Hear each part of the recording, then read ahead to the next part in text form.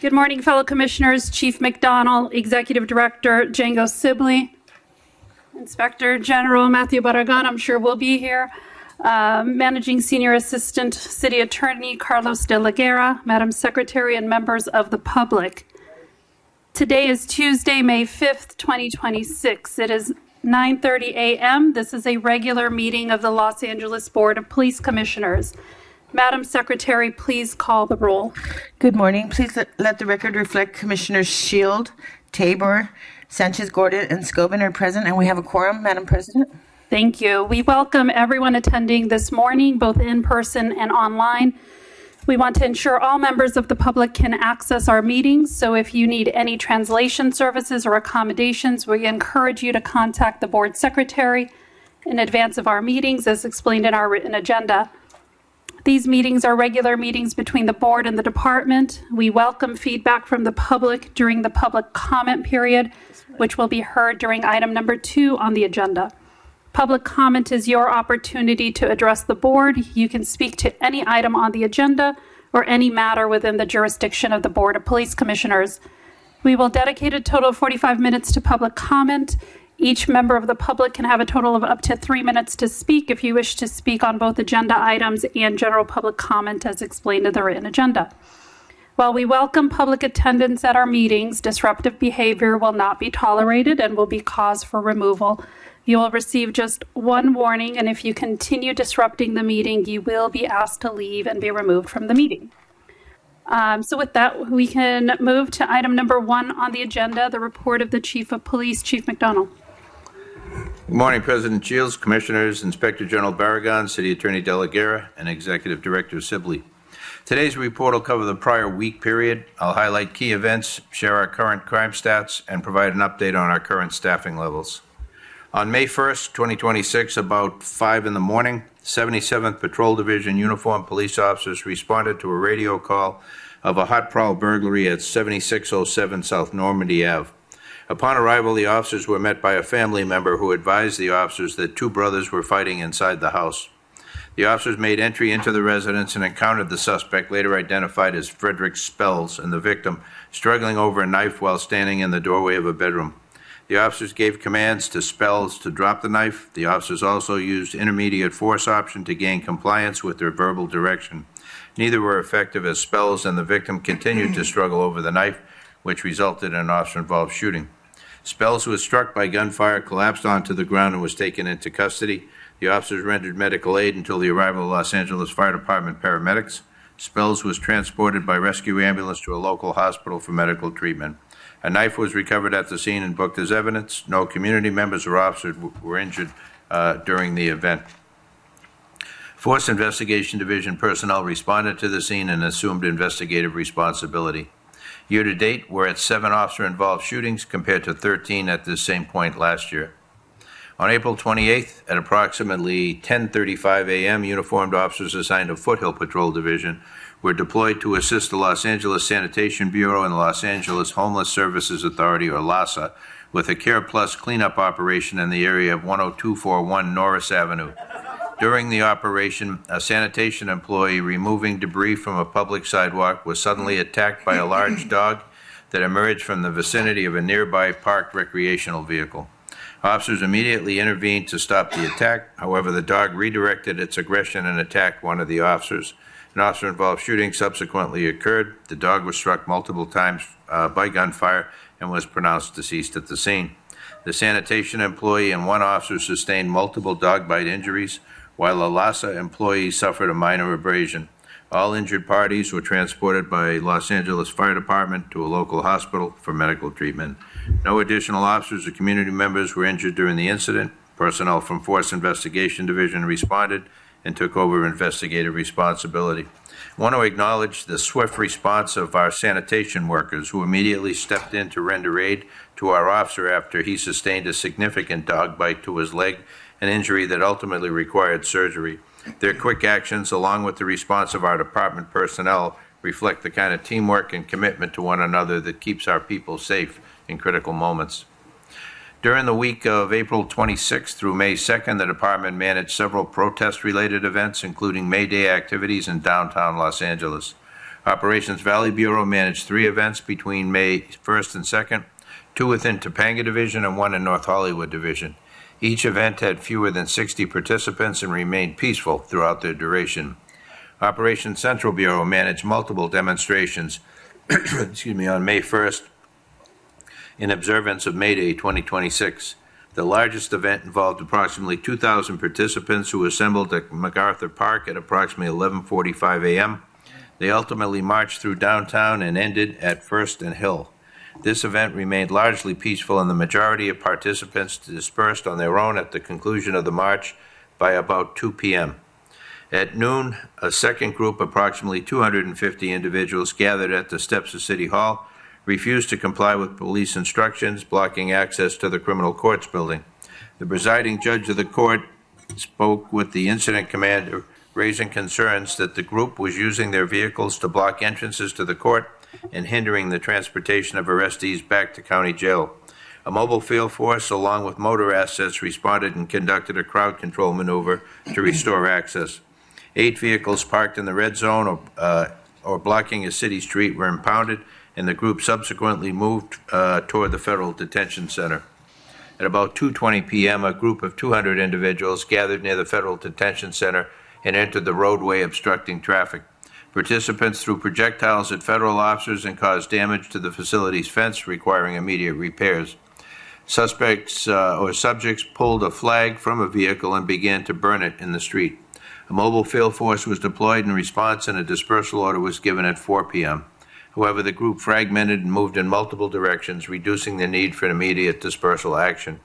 Patrol resources remained in the area to monitor activity, resulting in 6 additional vehicle impounds and 1 arrest for outstanding warrants. A third march began at approximately 5 p.m. with approximately 60 participants marching from Mariachi Plaza to the Federal Detention Center. At about 6:20 p.m., federal authorities arrested 3 individuals for throwing objects onto federal property. Due to the escalating behavior, including acts of violence, fires set in the street, and continued traffic obstruction along Alameda Street, a dispersal order was issued at approximately 7:15 p.m. Prior to that action, officers made attempts to gain voluntary compliance. However, those efforts were met with continued aggression and disobedience. At approximately 7:20 p.m., the mobile field force moved to enact an arrest circle around agitators. Media and those claiming to be media were mixed into the group. Due to the proximity of the press to the suspects, the entire group was detained in order to effectively arrest violators. After the arrest circle was stabilized, media members who were not subject to arrest for other charges were released. As a result of enforcement actions, 10 arrests were made for failure to disperse and 1 for violation of 69 PC. Additionally, 3 citations were issued, 24 parking citations were written, and 18 vehicles were impounded, including 2 e-bikes. I'm aware of the concerns raised by members of the media regarding the detention and/or arrests that occurred during the incident. The department takes these matters seriously, and these interactions are being reviewed through active complaint investigations. All available body-worn video, along with additional video evidence, is being thoroughly reviewed. Los Angeles Police Department is committed to protecting the rights of our media partners. However, we also want to ensure they can do their work safely. We encourage early coordination with our Media Relations Division or Public Information Officer, and members of the press clearly identify themselves on scene.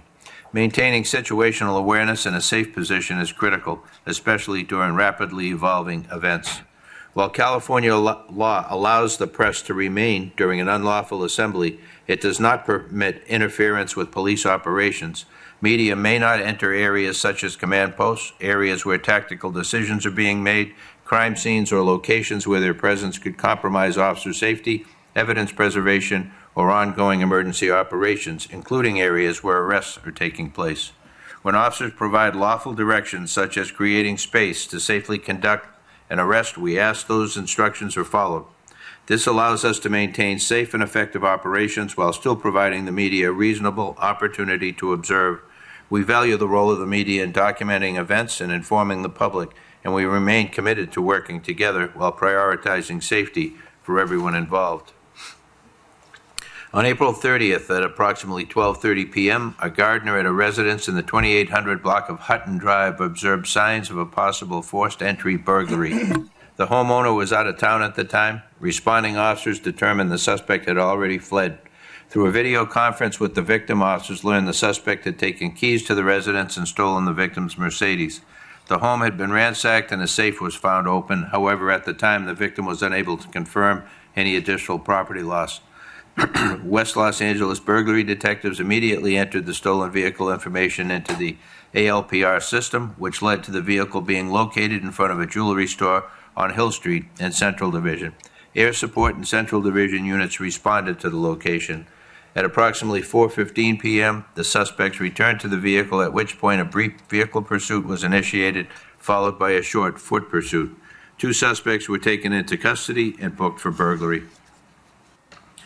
On May 2nd, at approximately 11:30 p.m., uniformed officers in Hollenbeck Division conducted a traffic stop in the 2000 block of 7th Street.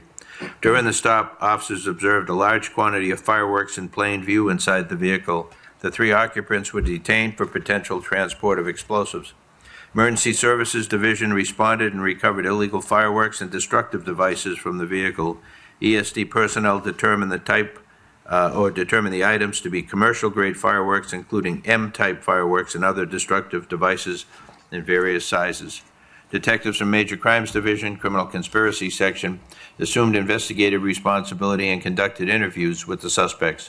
While the suspects admitted knowledge of the fireworks, they declined to provide details regarding their construction or intended use. Additional indicators, including clothing worn by the driver and the overall circumstances, are consistent with individuals involved in illegal pyrotechnic activity. This type of activity has been linked to crews that manufacture and detonate large explosive devices in commercial areas within Newton, Hollenbeck, and Central Divisions, often for display on social media platforms. The incident highlights proactive police work and a strong traffic stop by our officers. As we move into the warmer months, I want to emphasize the significant danger these types of explosives pose to the public. We encourage community members to remain vigilant. If you see something, say something.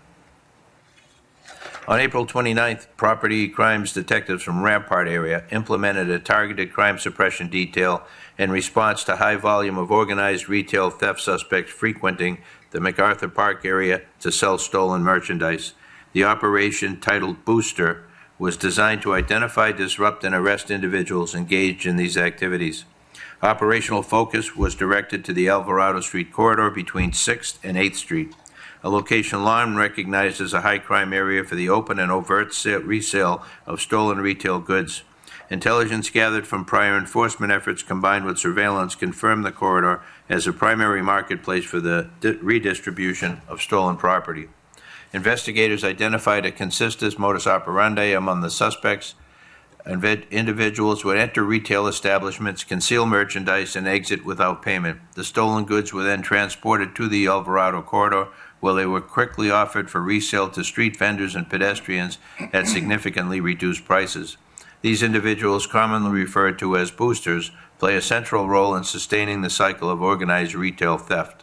The operation resulted in the following enforcement actions: 1 arrest, a parolee at large taken into custody during the ADW in progress radio call; 1 arrest for a parole violation; 1 arrest for a convicted felon in possession of a loaded firearm, who is also an identified gang member; 5 arrests for receiving stolen property. The suspects were observed actively selling stolen merchandise; and 5 arrests for shoplifting, which were crimes in progress at a local retail establishments.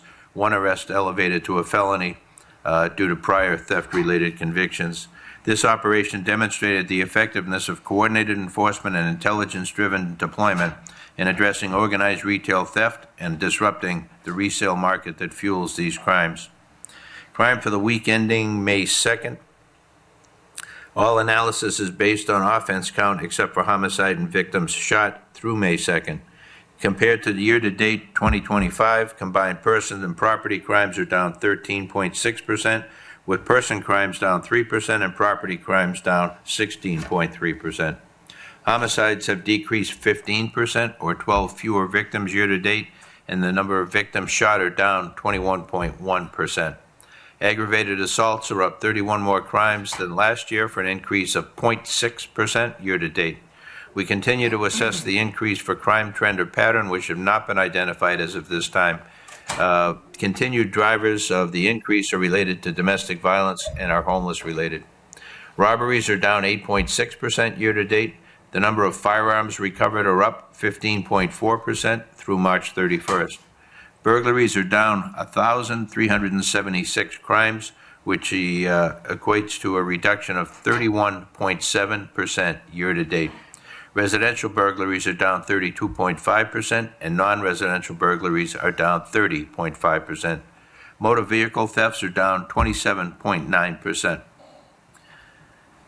The department's current staffing level stands at 8,640 sworn personnel, 2,441 civilian professional staff, and 349 reserve officers. Of our sworn workforce, 410 employees are currently on injured on duty status, 25 are long-term sick or FMLA leave, and 353 are working with duty restrictions, bringing the total to 788 sworn personnel, or approximately 9.1% of our workforce, who are not at full duty status. On the civilian side, 54 employees are in injured duty status, injured on duty, 52 are on long-term sick or FMLA, and 226 are working with duty restrictions, totaling 332 civilian employees, or about 13.6% of the civilian workforce are not at full duty status. That concludes my report to the Commission this morning, Madam President. Thank you. Thank you, Chief. And before I turn it over to my fellow commissioners for questions, I did want to acknowledge some of the protest activities that occurred and also have an ask that may help some of the questioning as well. That, it's good to hear that there were several, peaceful demonstrations that occurred throughout the city without any incident, but I did receive several complaints from members of the media about treatment, and I think in order for us to be better able to understand all of the, what the officers are being trained and what the rules of the road are, that I asked that the department come back on May 19th with a report, a verbal presentation that explains to us really, excuse me, sir, I am talking. That is your first warning, and I've given you a few slides this morning already. This will be your only warning. To talk about really understanding, what happens, what necessitates a dispersal, when is a dispersal order usually given? What does that mean for members of the media and also legal observers that may be present? Where can they be? Where can't they be? What's considered the command post? What's considered, tactical areas where decisions are being made? And, to the extent that there's difficulty in assessing whether someone is media, how is that worked out, in real time? And also, is there specific conduct that the department looks at that, in their mind shifts someone from being a journalist to a protester? I think understanding all of those things, and also what does it mean for someone to be interfering with, an activity? I think the more we have clarity from the department and understand what those things are, so it's not always a moving target, that might help inform also members of the media to understand where those guardrails are. And then also, if we got it wrong, we know in real time how to fix it. And I understand it's difficult when there's pending litigation. You never want to talk about anything publicly, but at the same time, we're never going to fix anything if we're not talking about it. So understand the delicate balance between not addressing specific things that are under the litigation, but I do want us to address these issues and have a presentation to the Commission about that. Thank you. We'll look forward to that. Thank you. Okay, so I'll turn it over to my fellow commissioners, Commissioner Sanchez-Gordon. Thank you, Madam President. Chief, I thank you so much for your report, and but I want to focus again on the issue of Mayday. I attended the march, and while there, something stands out very much to me, and I wanted to talk to you about it. They're the Union Peacekeepers. They were volunteers. There were about 80 of them trained to be there. They were clearly identifiable shirts with neon-colored vests, so everyone knew who they were and why they were there. They helped keep the participants within the route of the march. And they were previously trained, and I think it was through the LA Federation of Labor, and they were trained on how to handle situations that may arise during that day. And I reviewed some of their training materials, and it was very precise on what to do, what not to do, what to look at, how to respond. So they appear to play a very constructive role, important role in promoting both the free expression and also public order. So my question, Chief, is the LAPD aware of these organized peacekeeper groups and efforts? And let me stop there so I can hear you. No, thank you very much. We are aware, and one of the major things and initial things we do is try to identify who's organizing any of the marches, demonstrations, or protests, and enable to develop a relationship so that we can work and, as best we can, facilitate their First Amendment rights while letting them know where the parameters are. Vast majority of the demonstrations we deal with, we're able to do that, and they go off very peacefully.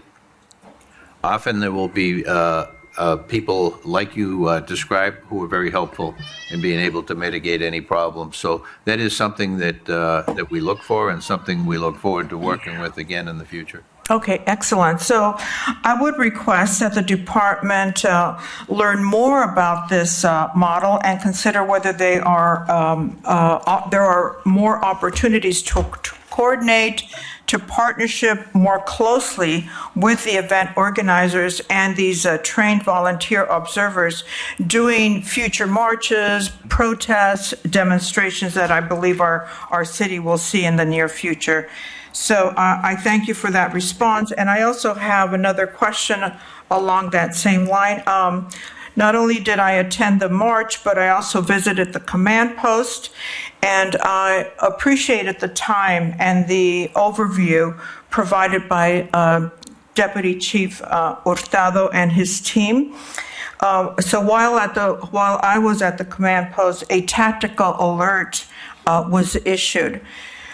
For the benefit of the residents, could you explain what a citywide tactical alert is, what triggers it, and how it is used operationally during large-scale events like Mayday?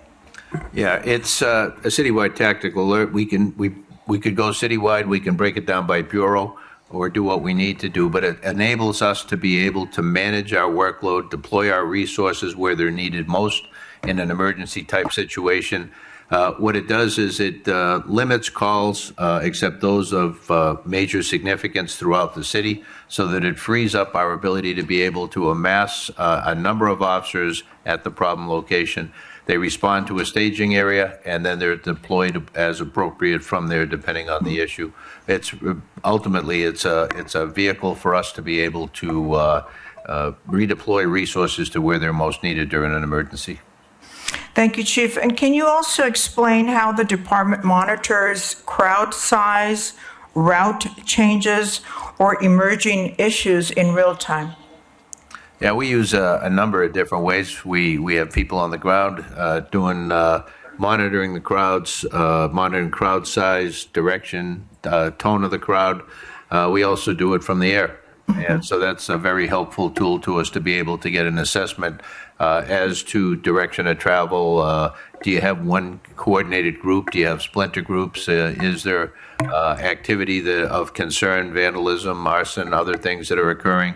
And so that we get the best handle we can on what we're dealing with. And again, on those situations where groups are organized and we can work with somebody who has control of the group, then that's job one.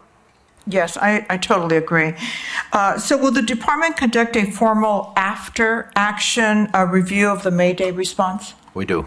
And all major significant incidents we do. And will that be provided to the commission? We can brief the commission, Okay. certainly. Thank you. Thank you, Chief. Ma'am, that's your first warning. Please, you'll have an opportunity to speak at public comment. Thank you, Commissioner. Commissioner Scobin. Thank you. To touch a little bit more on Mayday, I'm aware that there's a lot of coordination ahead of time with the organizers of the protests, which, no doubt played a role in overall things being going well. Candidly, I'm still troubled personally with the amount of complaints that I received from members of the media on instances that happened. There's no question that there's still opportunity for improvement, and we need to figure this out. I'm glad the department is on it and reviewing them. Do we have an idea at this point how many complaints the department or the IG has received? I don't have a number. I can get you that. Yeah, I'd like that. And obviously those need to be investigated, and Sure. that report on the 19th will be very helpful in Sure. providing transparency there. Switching topics, I know the department's working on a 2025 technology report. I hope that'll be scheduled soon. I just want to reiterate my request on that report to specifically address flock technology and any other ALPR technology and the insurances that we should have, the community should have, that the data is protected, it's not being shared with federal agents, and anything else pertinent there for public concern. Thank you. Thank you. Commissioner Tabor.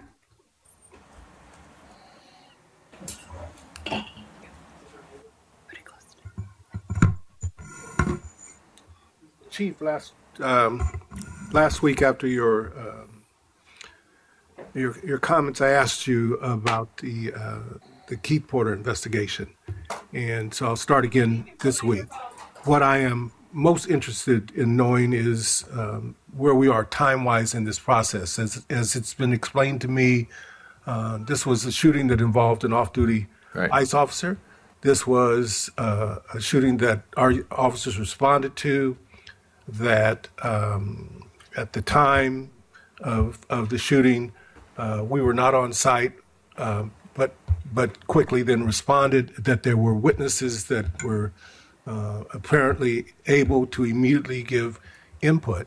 And I'm wondering if at some point can the commission be brought up to speed on where we are in that, because it's not just a shooting that didn't involve our officers, but did involve ICE. Right. But in the impressions of the community that this is a killing, not, that this is real. So what I'd like to do, since we've now 4 months into my term of service, is see if we can move expeditiously to clear this issue as within the rights of everyone, but responsibly and as a member of the commission.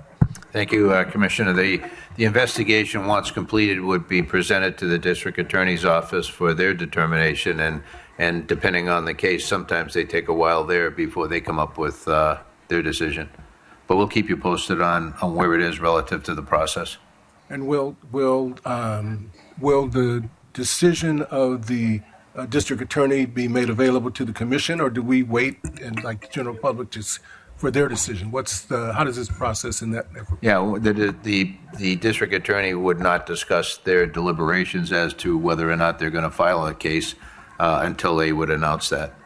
Okay, okay. All right, so I'll continue to ask and see. Okay, we can go. thank you. On three other points, I want to go back to this issue of or the problem we're now having being partners with media, the fifth estate, as it were. The report is, I think, and I agree, is important for us to receive the report from the department. But what I'm wondering is, what is our process following up when we receive these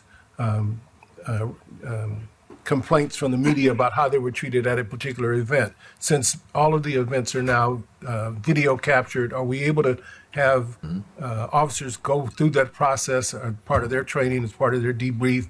Are we able to then take and reach out to the media individuals who made the complaints and walk through so that we achieve some understanding, or at least communicate that we're concerned, but we're also responsible, and in that response that we want to eliminate any future misunderstandings or opportunities, or create opportunities to have more, how would I describe it, more integrated approach to their positioning and our positioning tactically as we go. Thank you. Yes, sir. We, every complaint that's alleged, we take it, we investigate it. We look at all video, body-worn cameras, in-car video system, as well as environmental video there to be able to help make the determination as to the disposition of the complaint. As far as relationships, and we use that term and it's kicked around, our relationship with the media, we have a tremendous relationship with the media outlets that we work with on a daily basis, trying to be able to determine if somebody is legitimate media at the scene. We have people out there with iPhones that are actively engaged in protests, sometimes violent protests, that when it comes time for arrest to be made, they claim to be media. That is problematic. Chief, can you hold on for just 1 second? For those of you in the audience, please put down your hands. That is disrupting the meeting. So please, thank you. Go ahead. So we're doing our best to try to be able to determine somebody who is a duly authorized member of the media and somebody who is using the guise of being media to try and avoid arrest. All right. Thank you, Chief. I think there'll be more on this topic as the report. Sure, absolutely. Thank you. I wanted to do two things that I think are both positive but responsible and important for our community. You and I attended, as did many of your command staff, the PAMS, the Police Academy Magnet School graduation this past weekend. 169 graduates, right. Over 10,000, I may have this number incorrect because I didn't write it down, 10,000 hours of volunteer community service performed by these high school students in their communities around the city of Los Angeles. I learned also that two of the high schools in my neighborhood where I live had PAMS programs in the past, and as I shared with you then, I think having young people involved in a career opportunity, training, and experience is important both for our city and for the growth of the department. I'd like to ask if you could arrange at the earliest opportunity a presentation for this commission from the members of the department that work with PAMS so that we could understand better how we might both support the program, but what impact the program has in our areas, in both neighborhood, but throughout the city, to see if there is some more benefit we can derive from having young people through this process. Thank you, Commissioner, for that opportunity. The PAMS program, the cadet program, we have a number of youth programs throughout the city that I don't think most of the public is aware of, doing tremendous work to try and be able to help provide young people with opportunities they otherwise wouldn't have. So look forward to that. Yeah, thank you. Yeah, I think it's important because what I learned and what I suspected, since it was the police academy, that the focus would be on police sciences. But what I learned is these young people are being exposed to medicine, to transportation, to logistics, to a variety of career opportunities having nothing to do directly with law enforcement, but more importantly, are beginning to see themselves in other professions as they matriculate through their educational career. We found out that young people are going to Berkeley, to New York, NYU in New York, that are going to the Cal States, and some even coming back to our community colleges where I work. Right. So I'm excited about that. We also had over, I think, 10 individuals who are headed to the military, either the Army or the Marine Corps. But what I also found important was that these young people were joined by family members who are active either in Los Angeles Police Department or in we had Marine Corps and Army members present because their younger brothers or sisters were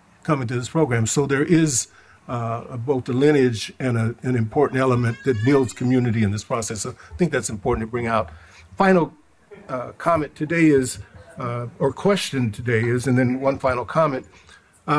President 47, as I will describe him, has declared the Haitian population in the United States has declared that he is at war with this population. I'll put it in those terms. He has denigrated them at every turn. He has refused to acknowledge the history and the racism towards the Haitian people, both in Haiti and in the U.S., and now has decided that he wants to remove any additional rights that they've earned and deserved as citizens as transferred. So, ma'am, I've already warned you multiple times. Please stop yelling. Okay, just please stop any outbursts, and we will ask, please, thank you. You have asked, I apologize if I haven't. I'll move the mic closer so they can hear me. All right. What I'm asking now is that have we had any opportunity for our department working with immigrant populations since the ICE has come into Los Angeles, specifically the Haitian population? And if we haven't, then I want to make the opportunity available to us, having worked with the Haitian population on education and in response to the hurricanes there. So very quickly, if there has been contact, want to talk more about how we can integrate that to outreach efforts. Sure. Thank you, sir. We try and have a relationship with every community throughout the city. I'm not aware of any specific outreach to the Haitian population, but would welcome the opportunity. All right. Thank you. And then finally, if I may, I want to recognize one of our officers, and I'm trying to make sure I say his name correctly here, Valaseca, and if I got it wrong, please apologize for me. But Officer Valaseca was invited to provide the keynote speech at the graduation ceremony of the... Megan, this is your first and final warning. Thank you, Rasha. Provide the keynote speech at the graduation ceremony of the Engineer Factory's drone program, a program in South Los Angeles that has been educating young African American and Latino teenagers, training them and making them eligible at the age of 18 for the same license that our officers receive when they go through the FAA process to command drones. I wanted to thank him because he did this on his own time. He did this off duty. He was invited and quickly responded and accepted, and I wanted to just publicly thank him for doing Thank you for that. Thank you. No more. Thank you. I had just one additional question for now. I think we could talk about budget issues another day. There were recent reportings of some shootings happening on Skid Row, and also I've seen reporting about animal abuses and things like that happening on Skid Row. Is there anything that you can report to us about what the department's doing to address those issues? Yeah, on the shootings, certainly investigated like shootings are everywhere throughout the city. We have had a number, particularly in the area of 5th and Crocker, over the recent past. Those cases are still ongoing. There is some gang activity involved, I believe, in several of those shootings. So can't say much other than the investigations continue. As far as animal cruelty on Skid Row, we do have, and I want to say 100 officers been trained on how to be able to do investigations into animal cruelty.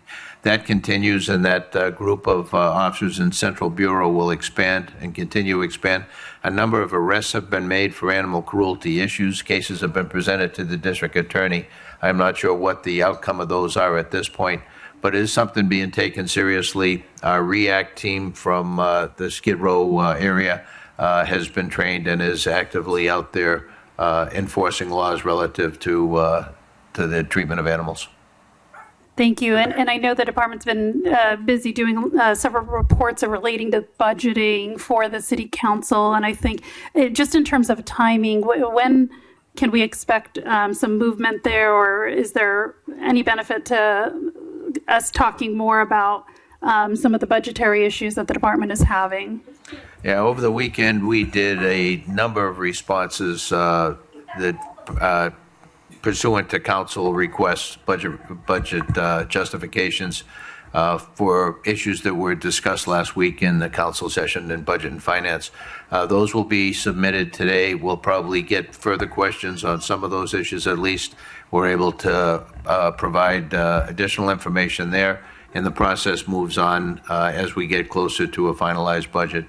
So we can certainly brief the commission on where we are relative to those issues. Thank you. Thank you, Chief. Okay, for now, we will move on to item number 2 on the agenda, public comment. Madam Secretary, please call on the first speaker. The first speaker is Margarita Carranza.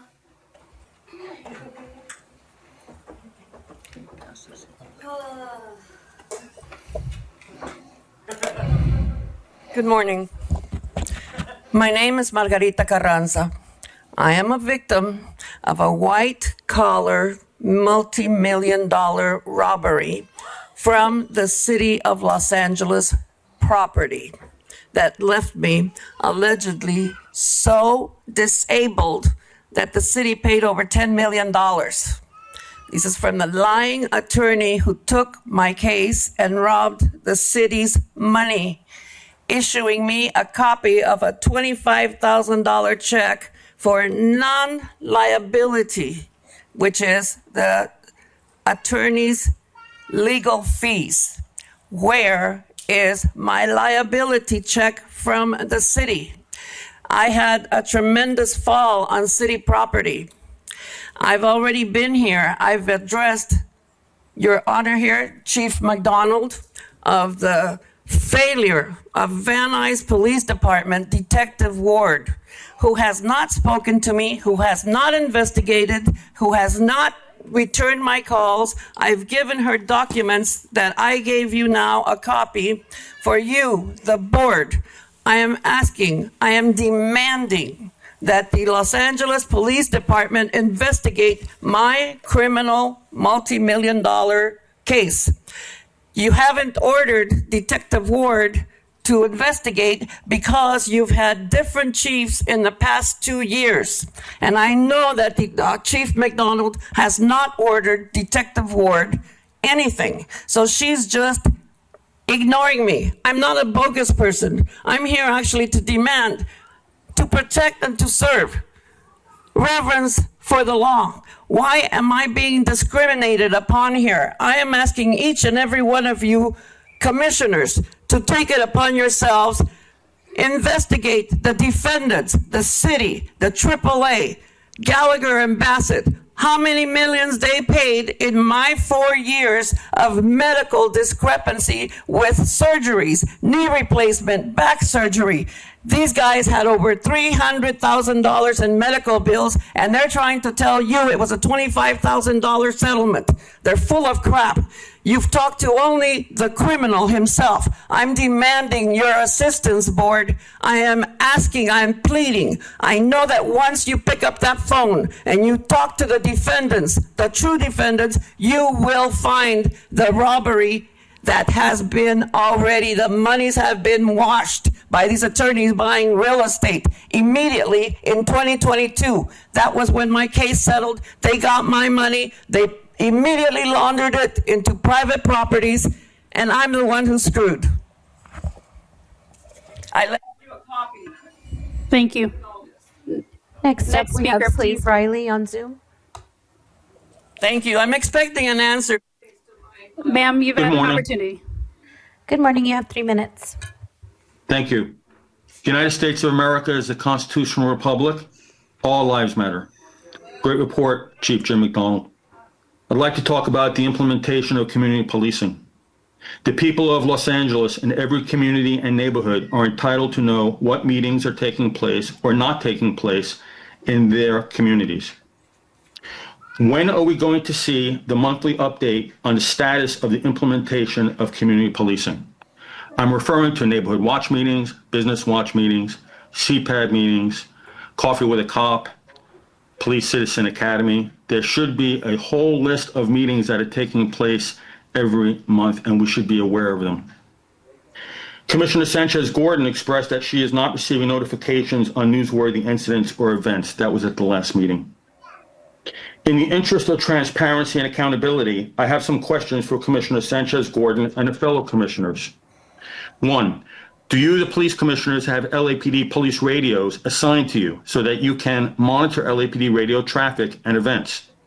Two, how many crime scenes have you responded to oversee the LAPD in action, handling crime scenes and the impact on the community?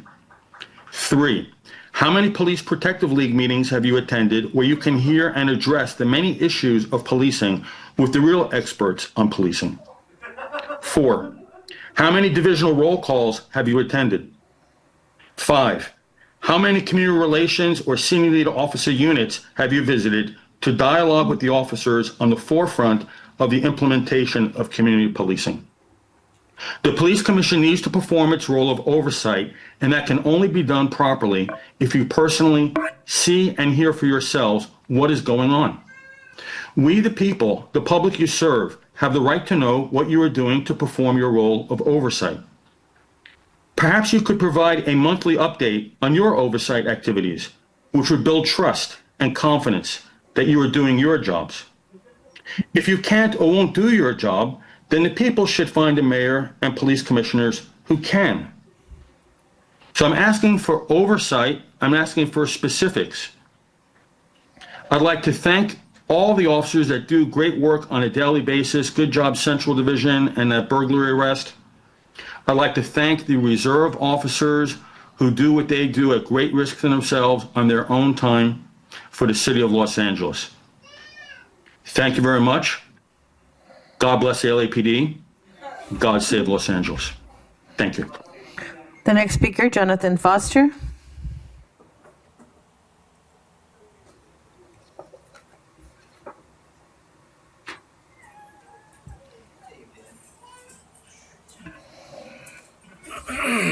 Hello, Jonathan Foster. Hopefully it's my last day. I've destroyed many parts of my life coming down here. The Ottoman Empire is gone.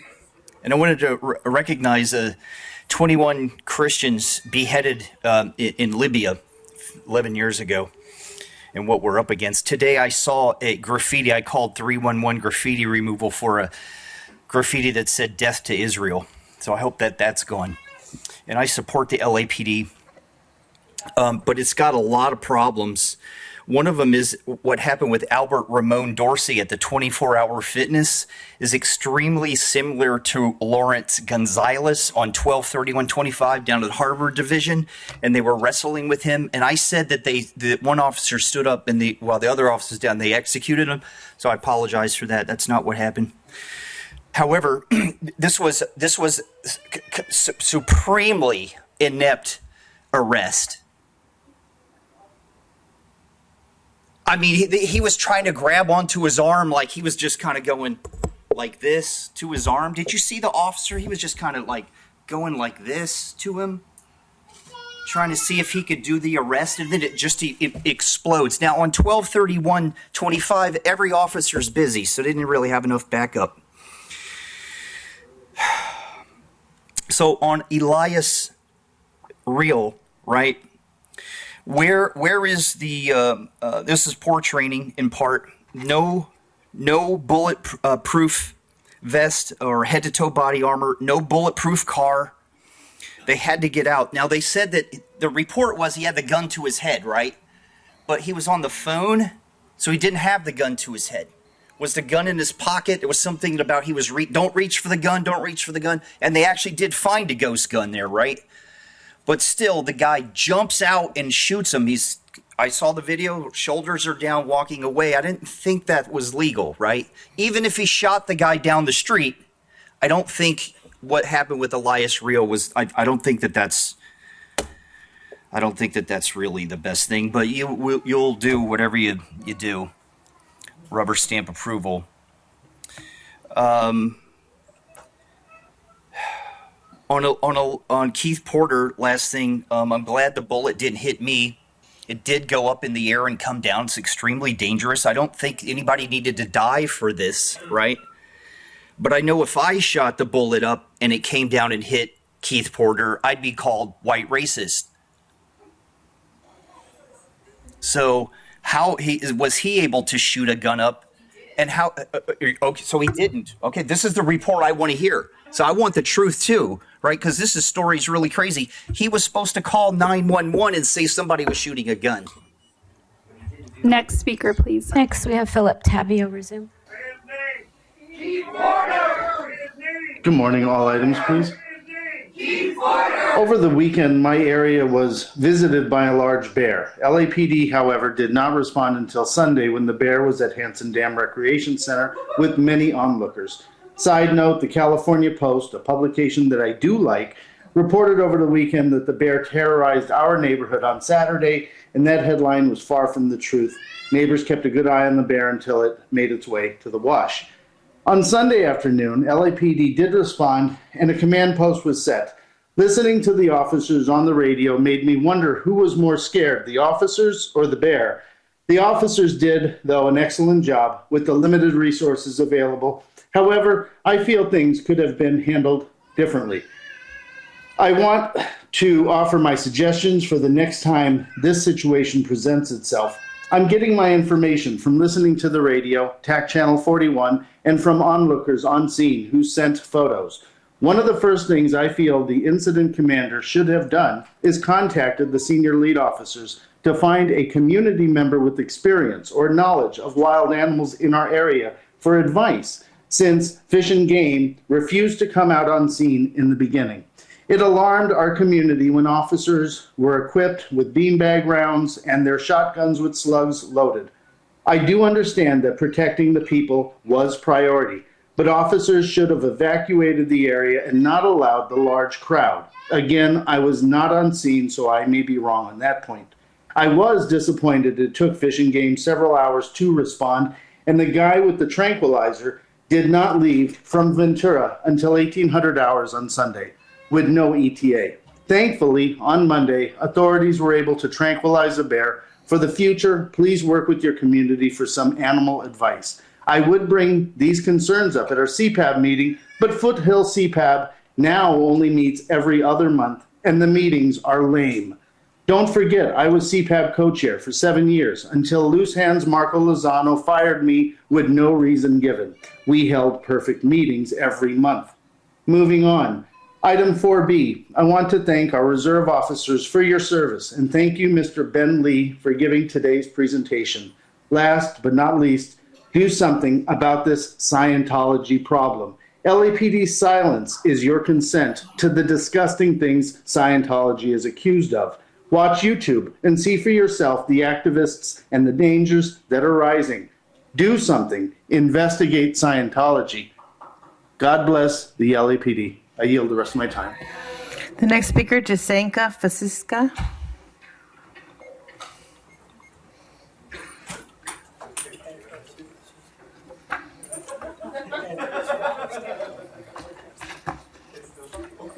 Hi, everybody.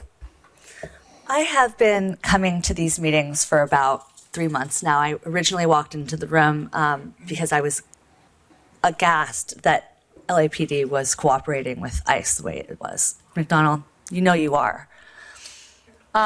Since I've been coming to these meetings, I've been hearing a lot of various issues from the community, none of which seem to have been solved.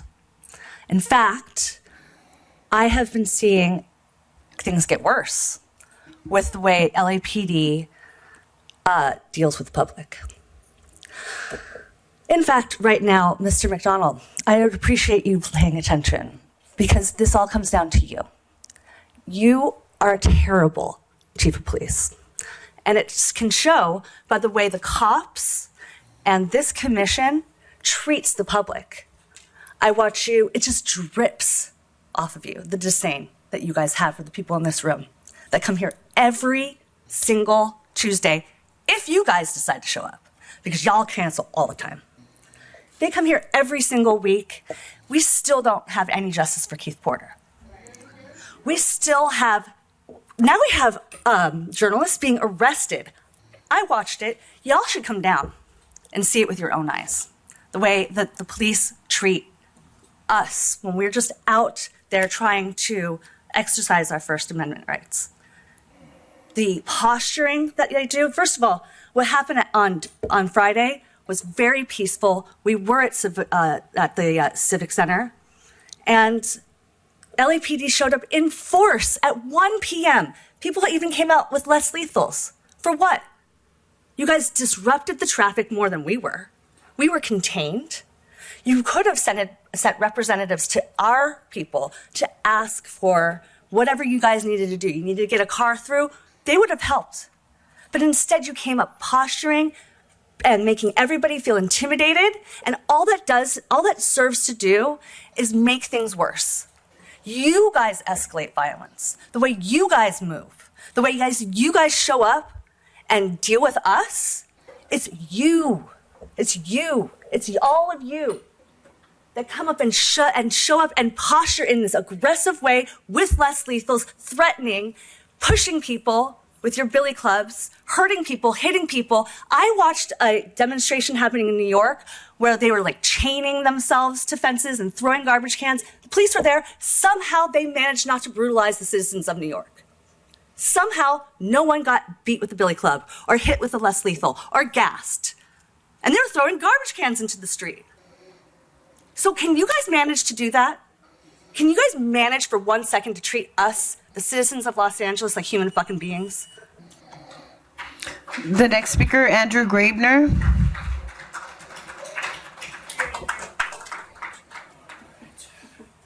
So let's start off with the chief's report, which we delivered in writing. Today, the chief took 15 minutes. He showed no willingness whatsoever. 14 minutes, 36 seconds I clocked in. He showed no willingness whatsoever to keep his report to a reasonable amount of time. So let's have him deliver it in writing so we don't have to sit through 15 minutes of him rambling, another 10 minutes of Tabor rambling, another, all that stuff. And again, you don't have any serious questions for the chief or anything. And, he's openly talking about how crime is down. Every week, crime is down. But you need $3.6 billion next year for some reason. Even though crime is way down. So why do we need more of you? But, that's because you're not here to, actually protect the public or anything. You're here to brutalize the public and terrorize the public and protect ICE. So none of you will do a single thing to actually hold him accountable. And I'm seeing a lot of stuff, and I'm kind of hearing it from McDonald now, that there's this whole right-wing nonsense that McDonald is now repeating about the press.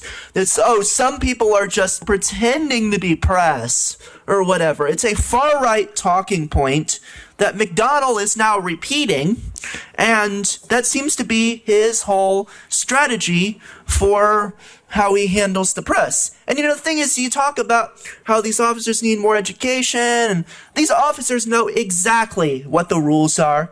McDonald knows exactly what the rules are, what the laws are, what the restraining orders are, what the court injunctions are, and they have made a conscious decision to disobey them and to instead brutalize the press, brutalize protesters, protect ICE, and aid and abet as they kidnap members of the community and send them off to horrific concentration camps and deport them to places they've never been and probably can't even survive in because they have no resources there or anything like that. And in some cases, literally fled those areas to come here because they weren't safe there.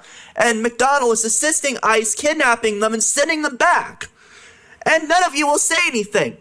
City Council has said that it's you all who need to enforce a sanctuary policy. So why is that not on the agenda? Why has that never been passed? Rasha got all upset because I yelled, why isn't there a policy on the agenda today, or at least in the next meeting asking about it? It should have been on there years ago. Not even now, years ago. But, we'll do another report in a few weeks, and just whatever. You got the transit services wellness. You can do anything about them racially profiling people on the trains. The next speaker, please, Megan.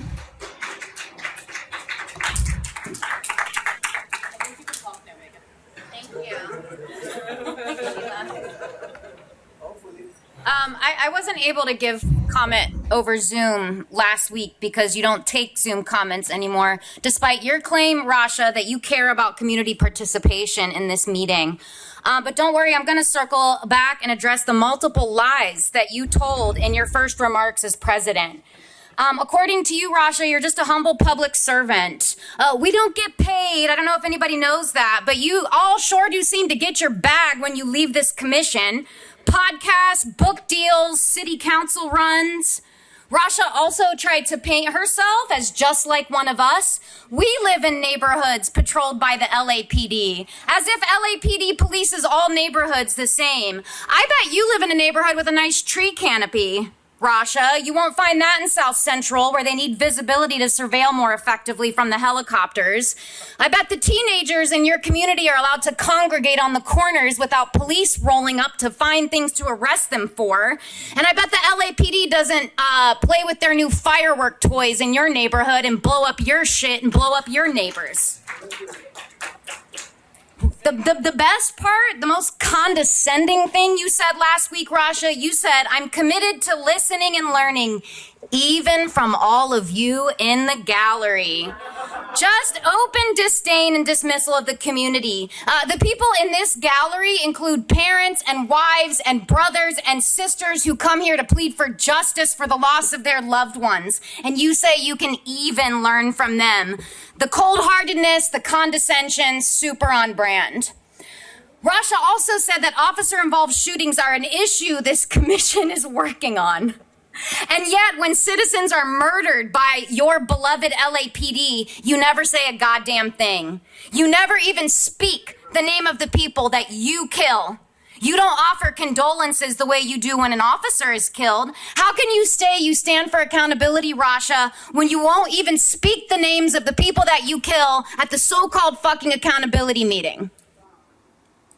Your impact, Rasha, the legacy you are leaving behind is protecting and legitimizing this violent, depraved, redneck militia that you call a police force, which is directly descended from the violent, depraved, redneck militias that would hunt down people and return them to the white people, enslaving them and torturing them and raping them. And how many times a year do we hear about LAPD doing that exact same fucking shit? Because it's the same thing and it's the same people. It's a bottomless pit of the worst of human nature. And you say it's your pride and joy and you put your name on it and you protect it.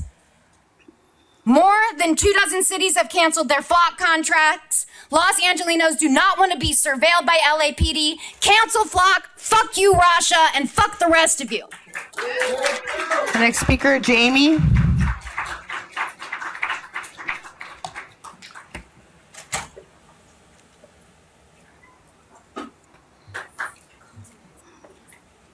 I'll speak on all items, and specifically, I want to speak about the Flock app on officers' phones, which enables LAPD to search not only for our plate numbers, but also other identifying details, such as whether we've ever worn a cowboy hat, as an example. Cops have instant access to all of the point-in-time images that archive our patterns of transit. If that glut of data seems too distractingly all-inclusive and extensive to actually be useful to police departments, rest assured, Flock's helpful search function has proven itself to be an indispensable tool in officers' urgent, noble mission to stalk their exes. One Wisconsin cop looked up his then-girlfriend's license plate 124 times in 2 months, presumably cross-referencing her location with that of her former partner, whose plates he searched 55 times during the same period. Another Wisconsin officer, who incidentally happens to have a restraining order filed against him, was accused by an ex-girlfriend of using Flock to track her location. Cops in Florida and Kansas have also used Flock's LPR data to stalk their exes and estranged wives, not to be outdone by the chief of the Sedgwick, Kansas Police Department, who searched his ex and her new boyfriend's vehicles 228 times in 4 months, used his department-issued car to follow and confront them, and according to the city administration, only ever used Sedgwick's Flock cameras for that purpose. These are only a handful of flock stalking scandals, incidents that were not just reported, but actually prosecuted at enormous material and psychological expense to the targeted women who, of course, risked local police retribution by coming forward. We can't know the extent of all gender-based harassment enabled by flock, but given LAPD's prolific, ongoing history and culture of domestic, sexual, and child abuse, we can expect a lawsuit in short order if the city doesn't end its memorandum of understanding with the company.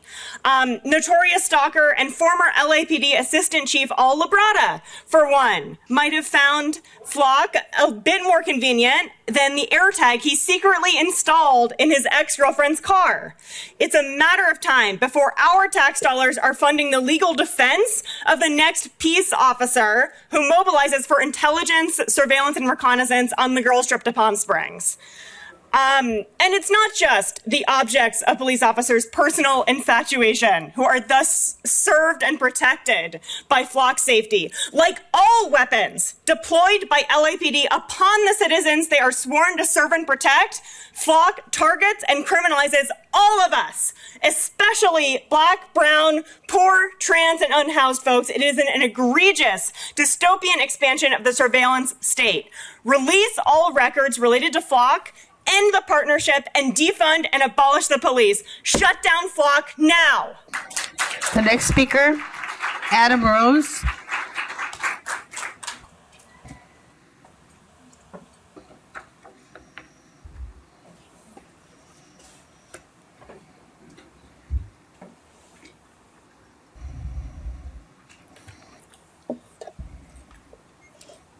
Good morning. I'm Adam Rose from the Los Angeles Press Club and Freedom of the Press Foundation. Thank you for your questions earlier about the media.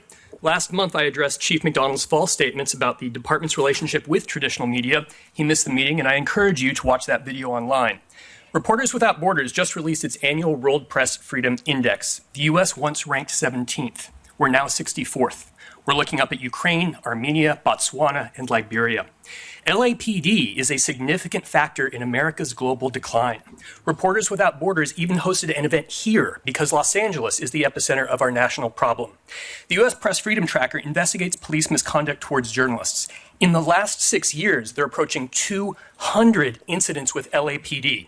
Every newspaper imaginable, broadcast station, and wire service has victims. We're talking Pulitzer winners and Emmy winners. LAPD leadership appears detached from these realities on the ground. For half a decade, I've spoken with all ranks of command staff, and the department often congratulates itself for being better than in the past. They extol the patience of officers.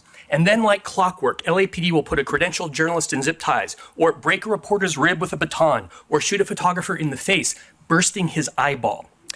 On Mayday, an assistant chief told me she was impressed with the department's patience dealing with protesters, and I believe she was sincere. But as she said those words, she didn't know yet the press were already in handcuffs. One of the journalists at LAPD several journalists hit that day with batons was displaying a sheriff's issued press pass. LA Press Club's own lawyer had arrived to assist, and LAPD arrested him.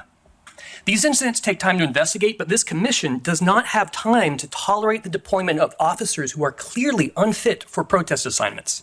This goes double for more senior personnel. Both in video and in person, I have seen lieutenants and captains who lack the temperament to lead. Now, I don't pretend they have an easy job, and I do not expect perfection, but I expect professionalism. They're paid hundreds of thousands of dollars per year, more than the journalists, more than all the commissioners. What does that professionalism look like? Well, at least internally, you should hear officers mad at themselves. It's as easy as admitting embarrassment and vowing to rid the department of such conduct, and I would respect that and I can work with that. Instead, I hear the department praise itself all the way up the chain to this room. Recently in Colombia, a police officer was sentenced to 7 years in prison. His crime was shooting a protester with a less lethal munition in the face, costing them an eye. Think about how many eyeballs and other life-altering injuries have been caused by uncontrolled LAPD officers shooting protesters and press. How many of them will spend 7 years in prison? How many of them will be suspended for 1 day? The stakes are global. The Prime Minister of Australia spoke out when LAPD shot one of their journalists last summer, and later we learned LAPD may have actually shot 5 different Australian TV journalists. LAPD hosts the World Cup this year and the Olympics soon after. The international press will be arriving and expecting better from you. The world will be watching. LAPD will not be ready if it cannot look itself in the mirror and admit its problem. Thank you. The next speaker, Nick Stern.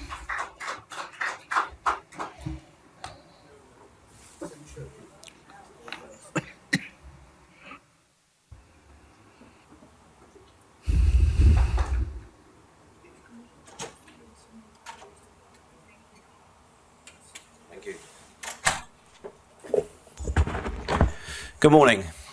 I've been a freelance photojournalist for more than 30 years. For some of that time, I specialised in investigation assignments. And I worked for a BBC Investigations Unit, The Times, The Guardian, The Daily Mail, The Mail on Sunday. Here in the US, my work has been used by CNN, ABC, NBC, Huffington Post, Time, Newsweek, and so on. As one of those investigation assignments I took on, I broke into a prison.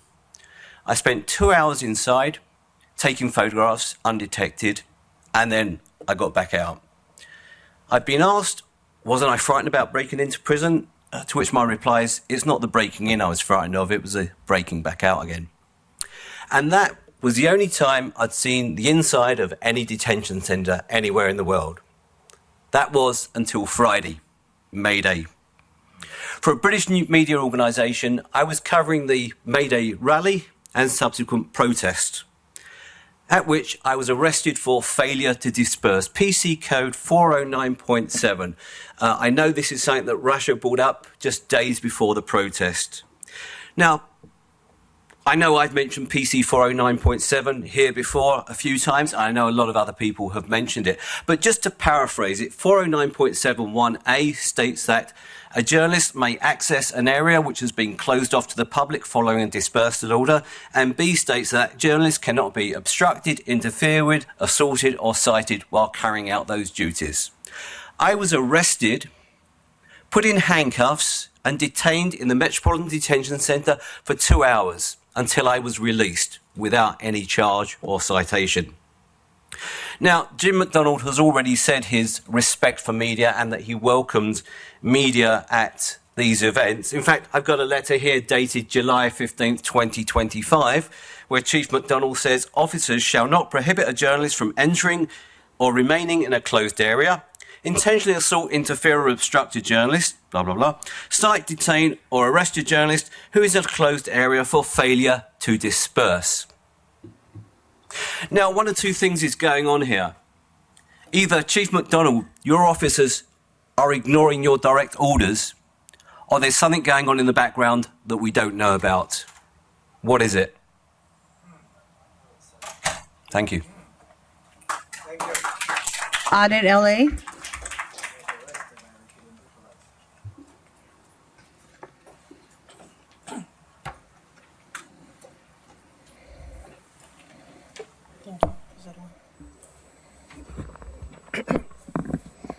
Good morning. I'm not myself this morning.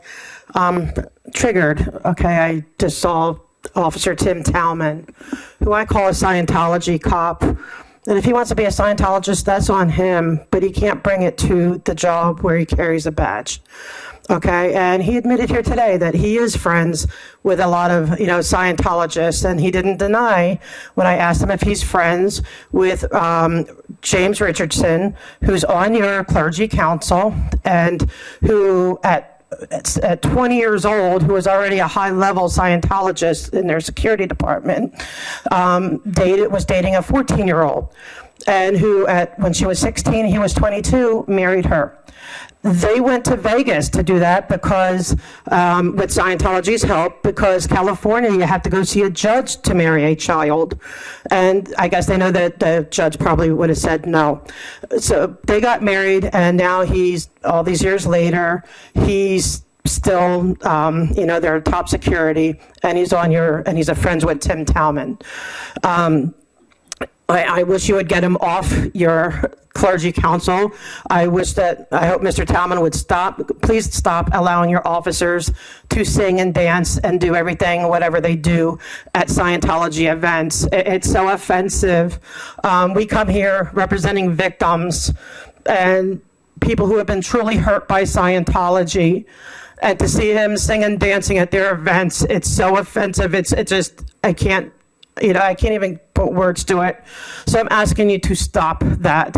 Don't allow, and also, I'm also upset because now these kids have, they're just running through. They're probably as sick and tired as I am that nothing's being done about this cult that is pedophilic, they allow all this, a whole lot of stuff. You already know all the stuff. But them running through has gotten to major crimes. Just kids running through is in major crimes.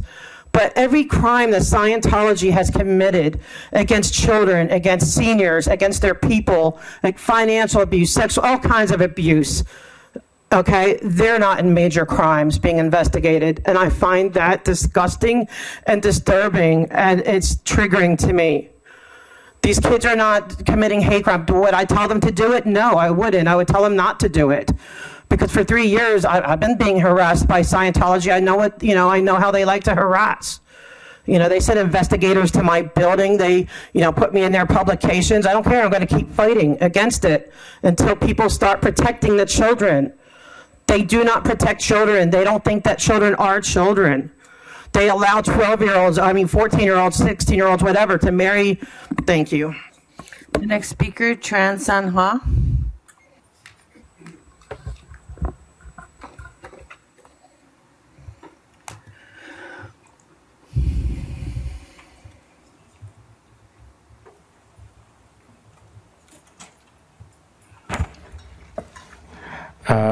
Good morning, Chief Jim McDonald.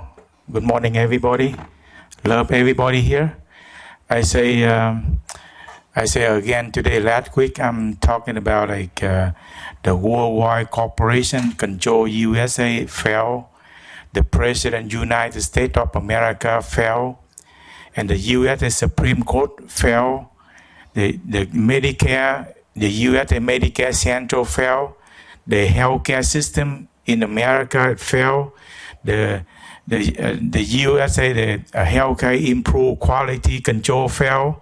The consumer report fell. Is all the system never protect American people. Very dangerous. The big system fell. Nobody here is safety. Nobody. They kill everybody. They do all different kind and liar, killing everybody by medication, and then they control Google. Nobody protect us. The people protect all of us. I come here. I church in here, Mr. Jim McDonald. I asking for his help. It's very simple, very easy. He recommend me to the all American people. Transcend is me. It very peacefully for all American people and in safety for everybody, and the whole the America will be changed, and the whole world change. Is it better for all of us? Peace and love for all of us. Is in here is Jim McDonald. If somebody told me Jim McDonald very scared to tell them that because they will fire him. I don't think so. The world loves you. It's all worldwide leader, and it's all American people. They 100% support you if you say that. Trust me, I know you don't know that, but I know that. But Jim know that. You just say that, I guarantee that everybody support you. I support you, and we will change. It's better for everybody, and very peaceful.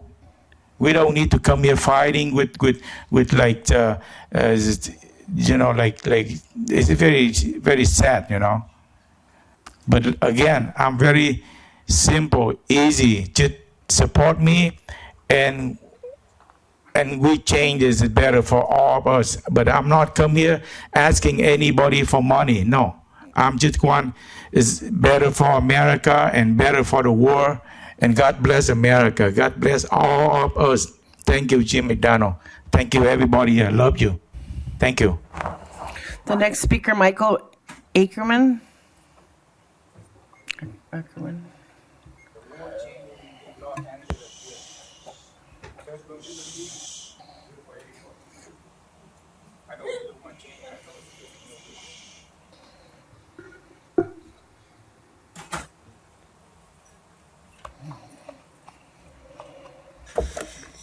Good morning. I sometimes look at the written version of the weekly crime statistics, and there's always a line at the bottom reading, "Note, not all NIBRS crime categories included in the report." Some of the many NIBRS categories which are not included are arson, bribery, forgery, fraud, embezzlement, extortion, kidnapping, prostitution, and promoting prostitution. The report includes crimes against persons and crimes against property, but entirely ignores crimes against society, which is also an official designation. Extortion deserves special attention, because by its nature it is seldom reported. So your claim that crime has gone up or down versus last year is meaningless. You need to acknowledge that you don't have the ability to measure the enormous damage caused by extortion against ordinary people and against critical public officials like medical examiners.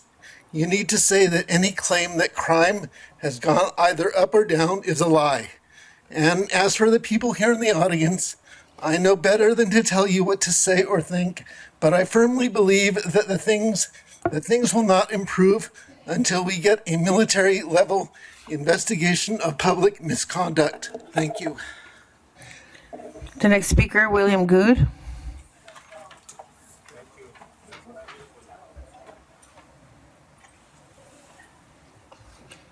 You know, once again, Teresa, I hear you praising Deputy Chief Hurtado. This is a woman who works for you, for the commission, an officer. When he walks into this room, she has to leave the room because she has a stay-away order against him. That's who you're praising. It's the same guy who was having a relationship with another cop, and they got into a domestic incident, and she got transferred in the middle of the night down to Southwest Division, and recently he asked her to marry her to get spousal privilege so she can't testify against him. That's who you fucking praise, Teresa. It's pretty disgusting. Now, Jim McDonald, this guy needs to be fired. Okay, how many times can we watch the LAPD violate the restraining order injunction before something's done? You know, Rosh, you asked, for reports on what's going on. Fuck these reports. Fire this guy. You have the power to do it. Do it. He's going to continue violating the law. I know firsthand. On top of it, he protects ICE. Don't ever believe for a second this guy isn't protecting ICE, that the LAPD is not protecting ICE, that Karen Bass is not protecting ICE. Just on Friday, you guys detained me to protect ICE. I was filming legally outside of the area where operations were going, not interfering, standing on the sidewalk, minding my business. They were getting ready to break down the scene. But 3 minutes before they broke down the scene, a caravan of ICE cars came down the street. They told me I had to move. I couldn't be there, even though I could. Next thing I know, I'm in handcuffs for 148 PC, which is bullshit. I was in the area where pedestrians were walking through freely, but somehow I'm handcuffed? And it happened time and time again on Friday. So again, this guy has no interest in upholding the law. I know firsthand. He sent me a letter a month ago that says when an officer violates a federal restraining order, it is non-disciplinary. Officer could have done differently. Not should have done differently, could have. That means it's optional. A federal restraining order is optional. Nothing's going to change. We're going to keep on going through this for 5 years before something's finally done with the courts. This guy's going to be in a nursing home drooling on himself by then. Now, you also talk about media partners. I saw Rob Port out there the other day, walking around doing all his videos. I guarantee he's going to put together a presentation. This is a guy who Jim McDonald hired to create relationships with Fox News and California Post, who have gone out there and gone to Jason Reedy's house, posting pictures of his address, nothing else, just his pictures, to put him at risk, misgendering his child. And it was done because you are giving them preferential treatment. That's your media partners. It's disgusting. And again, get rid of this guy. We can't take any more time with this guy as chief. Fuck you, Jim. Thank you. And Madam President, we have reached the 45-minute allotted time. We still have several more individuals who would like to speak, and we are past the 45-minute mark. In order to allow more folks to speak without cutting it off at the 45-minute mark, I will we have allow the next, how many more? 22. So we have 22 more speakers. We can go for longer with 2 minutes per speaker. So if you don't like that, you can also come back next time, but this is what we'll do. All right, next speaker, please. The next speaker, Charmaine Elizabeth Johnson.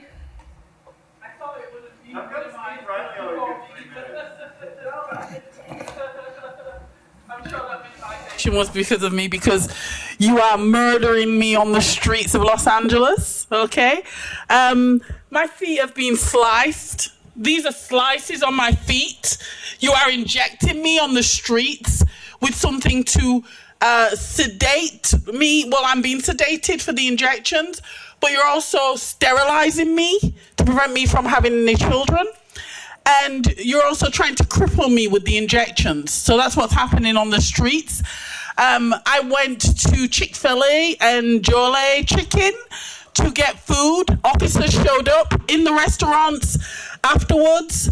My fiberglass was ripping through my posterior. Then they sedated me that night, pulled down my panties under a camera, and looked in between my posterior, under the camera. All right, that's what the LAPD did. All right, they have my sister still here, mimicking my identity, going into my banks, laundering my businesses. I'm sure this is what all this Men in Black finasco is about here. I'm sure I've been minimized in talking time because of this. I never come here and disrespect anybody, by the way. I'm cordial, I'm candid, and I speak my limit, but yet still, I'm sure this is why it's being minimized, because you are murdering me on the streets of Los Angeles. I am being murdered. And I'm sure when you're talking about animal cruelty and animal cruelty in Skid Row, what about human cruelty? I'm being murdered. Like, what are you doing about that, Chief McDonald? You actually cancelled a lawsuit that I had with you because the police stole my phone before demur, and then they had a man go into the court, which was scheduled on April Fool's Day, and poses me, a man, changed my identity to a man in the... The next speaker, Eric Andrews.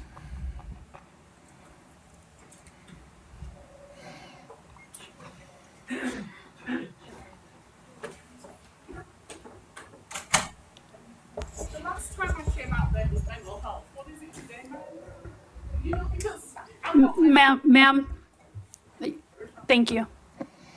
Oh, okay. I'm just wanting to know because I don't want to be scammed like this. This is too much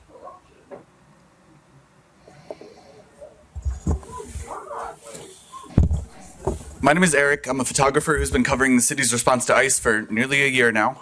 So Friday, Mayday, there's a sniper on the roof of the MDC looking at me through the scope of his rifle, or maybe looking at a friend standing next to me or somebody behind me who I haven't met yet, but maybe I'm about to watch them die. But I'm worried about the fact that I can see LAPD lights in the distance headed my way. Rasha, last week you told Chief McDonald that you hoped at this meeting it would be all good news about how they treated the media. He's making you look dumb on purpose. At City Hall at noon, they refused to call supervisors, refused to answer questions about whether an unlawful assembly had been declared, just shouted, "Move," and "Leave the area."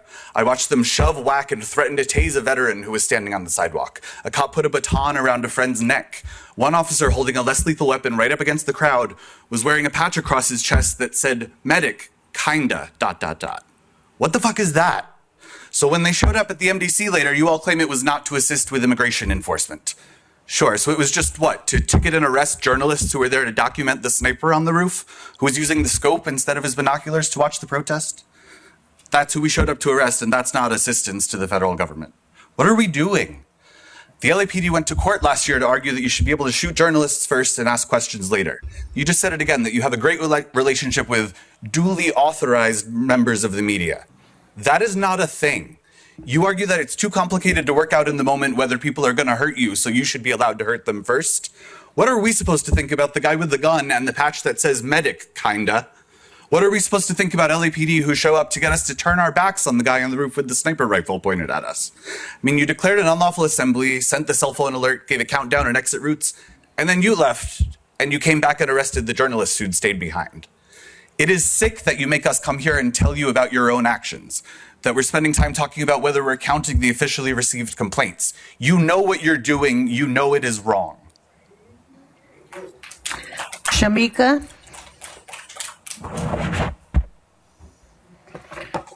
Sheila.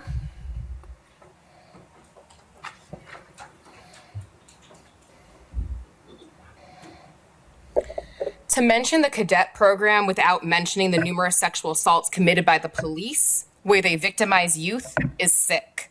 But it also is indicative of who this body is. It's interesting how when discussing the violence at the Mayday protest, you miss the real actual violence, the violence committed by the police, the mass arrests of people, including youth, media, and legal observers. Interesting how budgeting issues were finally mentioned today. Here's a quick summary of the budgeting issue. LAPD. They are the budgeting issue. They take almost 50% of the city's general fund while the LAPD's numbers are down and crime is down. It's almost like police are not effective and don't actually prevent crime. And while crime is down, murders and shootings by police has increased. And the lawsuit payouts have increased. That math ain't mathin', y'all. This has been an ongoing issue, and this is the very thing that you said you were addressing, Rasha. You're more interested in actually addressing us and policing us than policing the damn police. You act like you're brand new here, like you weren't on the commission and you couldn't have done anything, like your votes, your comments, and silence haven't contributed to this. Like you haven't had your ass handed to you numerous times. I'm glad someone finally mentioned Flock behind the dais, but what now? The answer is simple. Give over all the documents requested and fully dismantle Flock now. This is a dangerous piece of technology that further contributes to the criminalization, terror, and murder of Black, immigrant, and marginalized communities. Where was the Flock surveillance for Brian Palacios, the murder of Keith Porter? A case that was finally vaguely mentioned by a member of this dishonorable body. It's almost as if the technology is conveniently weaponized against certain communities. Where are the questions about the continued collusion between LAPD and ICE and to McDonald about his refusal? Thank you. Next speaker, please. The next speaker, please. Thandiwe.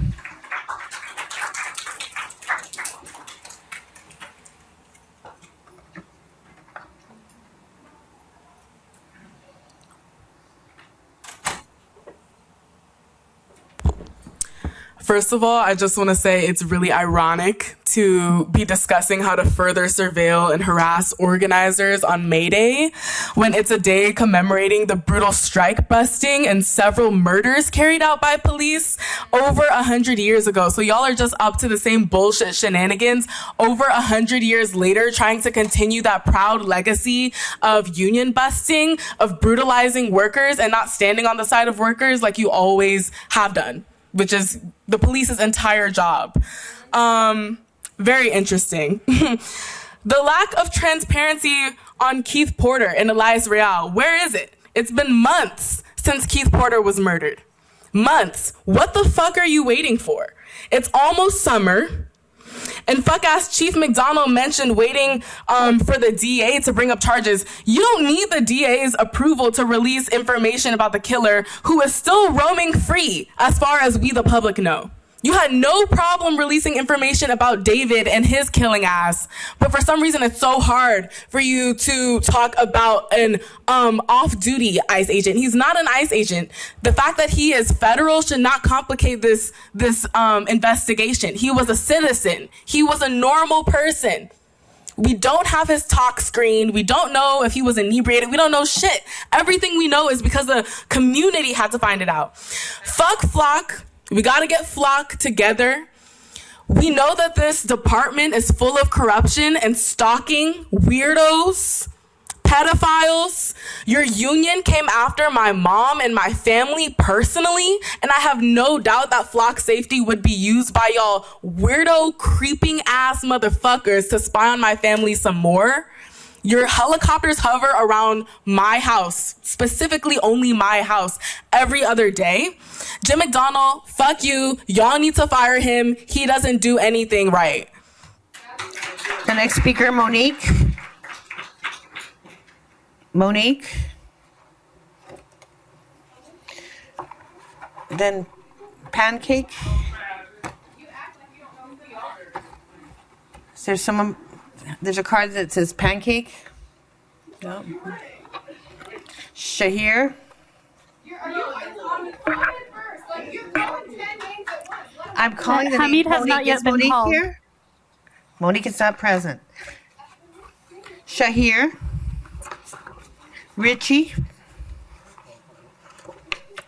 Aiden. No. Did you call? No, not yet. I didn't call him yet.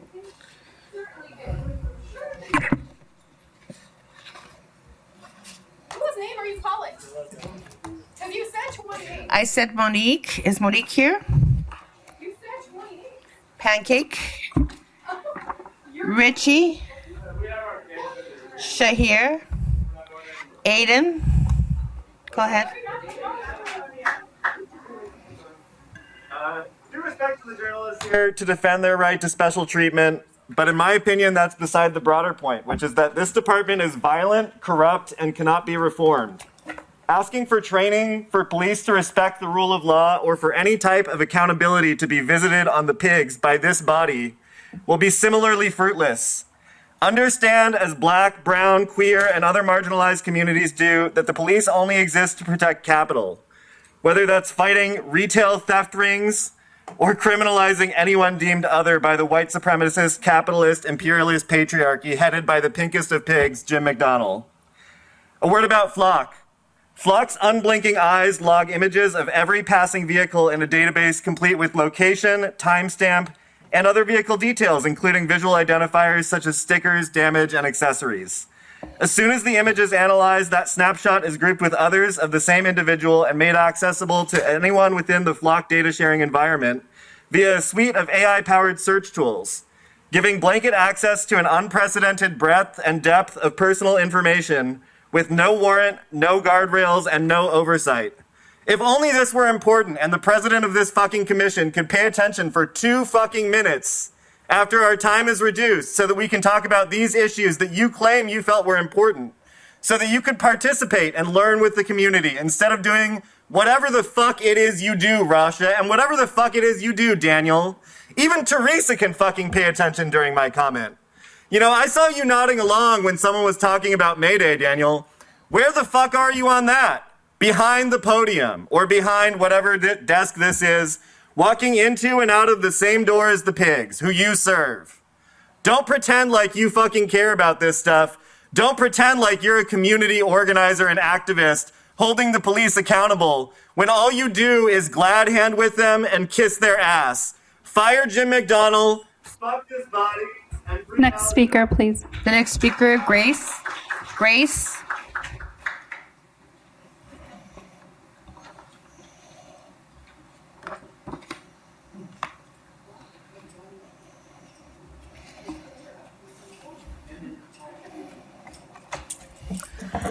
We're here today because the LAPD is hiding the truth about its relationship with flock safety, and we are suing the city of Los Angeles to force that truth into the light.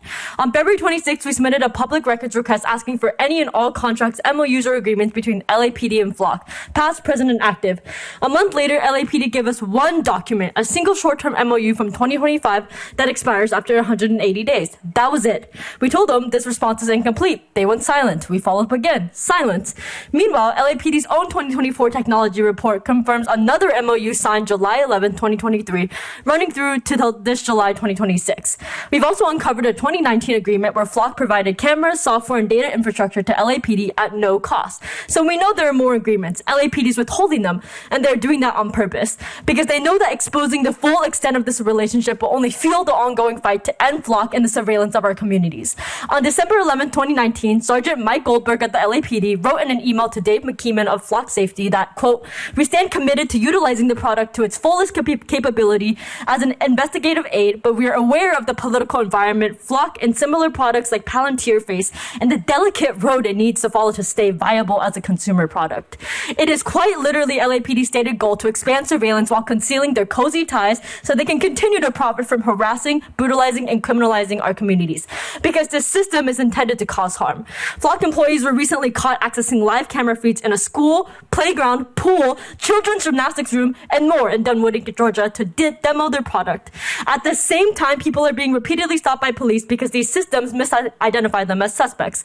This is not a glitch. This is what mass surveillance does. It turns movement into suspicion and suspicion into policing. Several dozen cities and counties across this country have already cut ties with Flock. LA has not because it can't, but because it won't. Our demands are simple. Release all the records and documents. Expose the full scope. Terminate all ties and partnerships with Flock. Shut down Flock now. The next speaker is Q.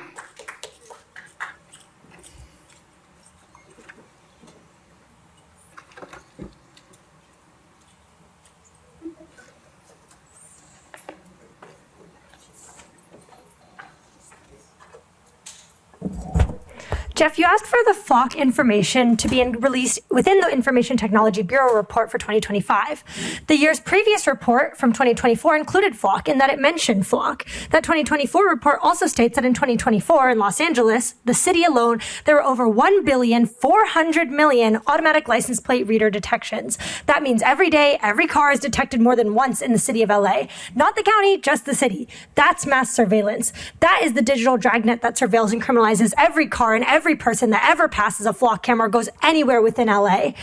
Jeff, you asked for Flock to be included within the ITB report. Why don't you first comply with the California Public Records Act you're supposed to quote unquote enforce? We filed a public records request over 2 months ago asking for LAPD's MOUs and contracts with Flock Safety. Have you seen the MOUs already, Jeff? We don't need a report. We at least want the bare minimum of the documents. LAPD refuses to release any of their contracts to the public beyond the one that lasted for a 6-month period in the aftermath of the fires last year in 2025, in which you had a memorandum of understanding that lasted 180 days. We know that there's at least 2 additional MOUs or MOAs, including one that started as early as 2019. And that ITB report you alluded to, Jeff, the 2024 report admits the department has another MOU that started in July 2023. Why didn't the department just release that MOU within our public records requests? We don't need a whole report. You can't even release the documents that already exist, but you're scrambling to create new ones. There's a reason you won't release the ITB. You want to release the ITB report in lieu of the actual documents and MOUs. The 2024 report was a book report, a summary that left space for lies. LAPD refuses to release the actual documents because you know what will happen if you do. The truth of your information sharing and data collection will come to light and you'll have no choice but to cancel your MOU with Flock, right?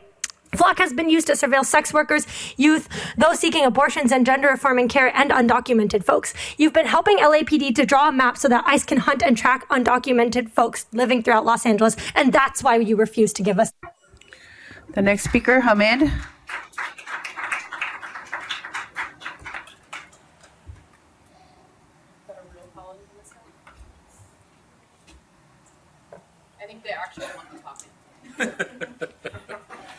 So this morning we filed a lawsuit for LAPD's failure to release all the documents and their partnerships with Flock Safety. And this is, by the way, the 17th lawsuit that we have filed on public record since 2016 against the city and LAPD, about 13 of them, and we won each and every one of them because they lie. They absolutely lie. They hide all this stuff, and they hide behind all of this paperwork.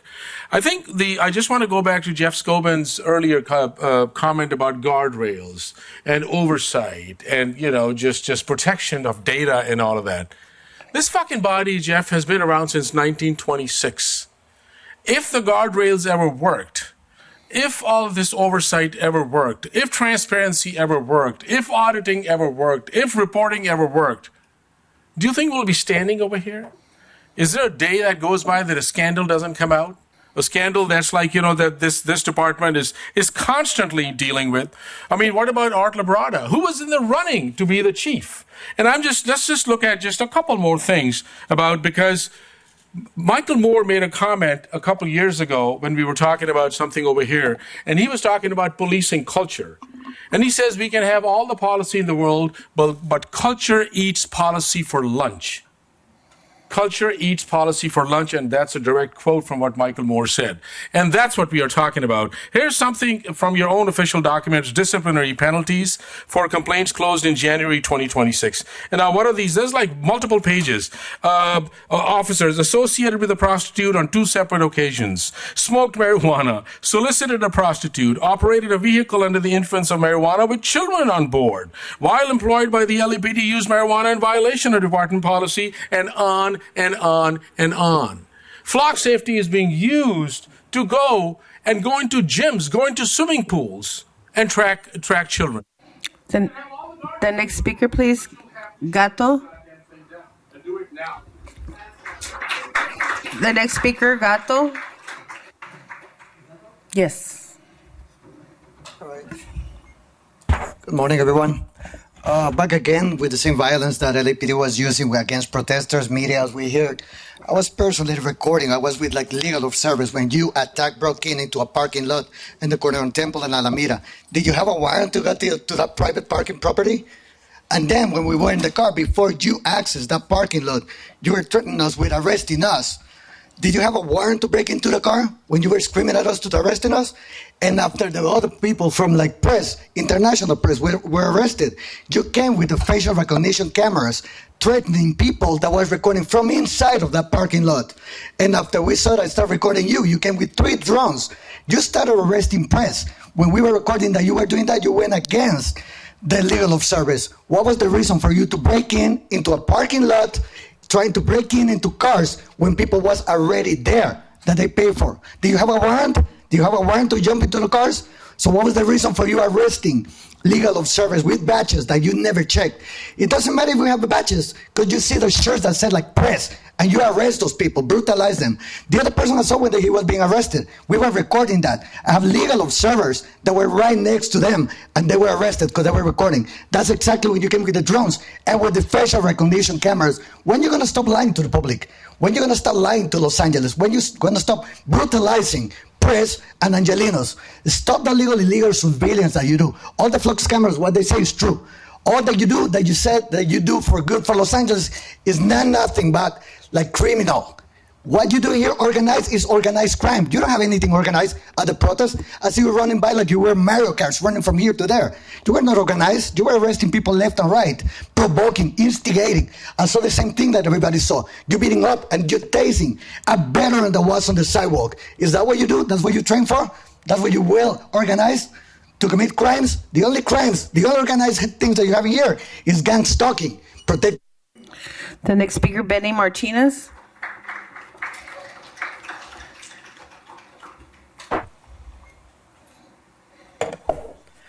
Hello, I'm Benny Martinez. I'm a member of About Face, Veterans Against the War, Los Angeles. Last February, recently, I was assaulted by LAPD. It really pisses me off to hear Chief McDonald proclaim a 0.06% rise in, from one year to the next as something significant to put in a report, maybe referencing the last 5 years and 10 years to show how much it's gone down with less forces. My experience in Afghanistan tells me how these reports can be generated, and they're usually generated through bias that is very, very, clear. If you actually take the side of the citizens here, right? But if you don't, you're going to take his word for it. And that's as simple as it is. That we've been repressed, that I've been beat by police in different situations, whether it was in D.C. last June or in February by Hollenbeck. I mean, each time I was at a protest. The second time I was at a meeting. Have you looked into it? Probably not. Probably don't give a shit. I'm also here to demand justice for Jeremy Flores, who was murdered last July by Hollenbeck Police Station. We were there having a meeting this February. A mental health emergency, surprise, came to our glass window door. Nobody evacuated the building but us. The police were already firing, or at least aiming their weapons towards that glass where the person was. Not giving a crap about anybody inside. And when they kettled us when we're going back to our parking structure or to the parking structure to our loved ones and go home. I got to see my friend get assaulted where she just had breast cancer surgery, and then I got hit in the head and knocked out. Justice for Yang Yang, justice for Jeremy Flores. Fuck you, because you're the fuck. The next speaker, Angelina. Angelina.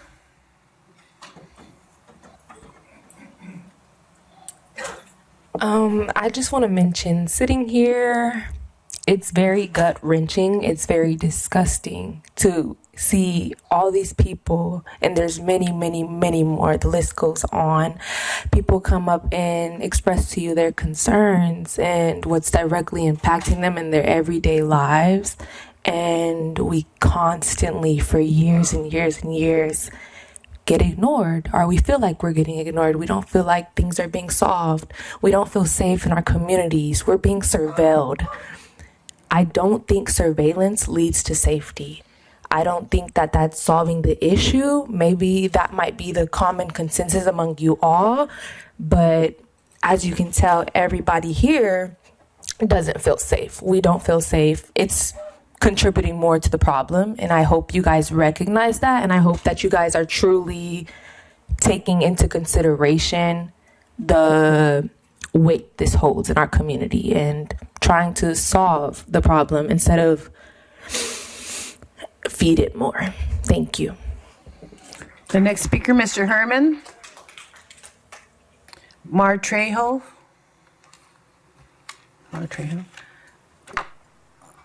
Araya B.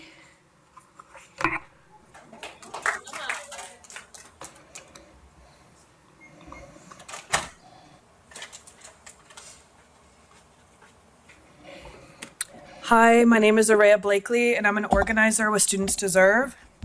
LAPD continues to prove that this institution exists to provide half-assed justice for some, as police and the district attorney refuse to prosecute themselves and delay justice for victims of harm that law enforcement commits. It's May 4th, which means it has been 125 days since Keith Porter Jr. was murdered on New Year's Eve in Northridge. Although LAPD claims to solve 68% of the homicides in Los Angeles, it's clear that LAPD is not treating the murder of Keith Porter as a homicide. It has been 125 days since Keith Porter Jr. was murdered by Brian Palacios, and the LAPD has failed to provide justice for the family, who deserves swift clarity and accountability as they go on in mourning without their loved one. Say his name. Keith Porter. Say his name. Keith Porter.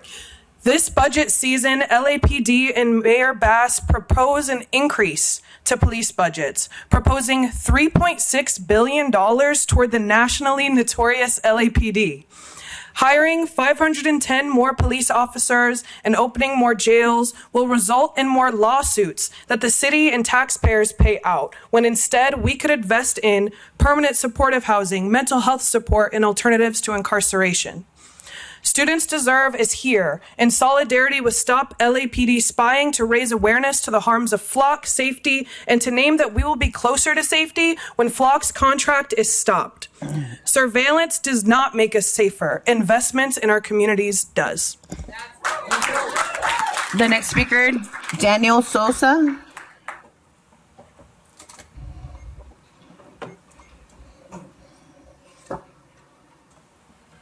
Hi, my name is Daniel Sosa. To sit up here and hear the chief of police say that LAPD has a tremendous relationship with the press, that sure is a rich comment, considering the court rulings and subsequent injunctions and blatant on-camera violations of those injunctions, which clearly tell a different story. LAPD is consistently seen on video attacking people clearly identified as press. This behavior is going to result in lawsuits costing LA taxpayers tens of millions, if not hundreds of millions of dollars. And don't try to say, oh, it's people with iPhones claiming to be press, they're the problem. That's the exact attitude that flows directly down to the rest of the department and becomes the culture of LAPD, and that's why LAPD continues to have these issues consistently. So to sit here and hear the chief say, quote unquote, that we have a tremendous relationship with the press is just so terribly out of touch, disingenuous, and factually false. And it really just goes to show you that we need new leadership at the LAPD. Fire this guy. He's got to go. It's time. Daniel Wu-Chan.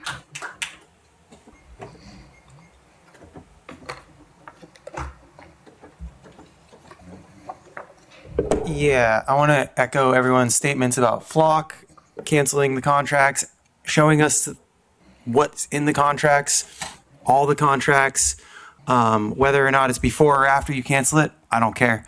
But I want to add a little bit of more boring info to it because they've all said great stuff. The budget of the police department is $3.3 billion or 3.6. Karen Bass said this sort of as a brag that only 10% of that is overhead, which means it all goes to the officers, efficiency, blah, blah, blah. That means that with 8,500 officers, that's $350,000 to $390,000 per officer.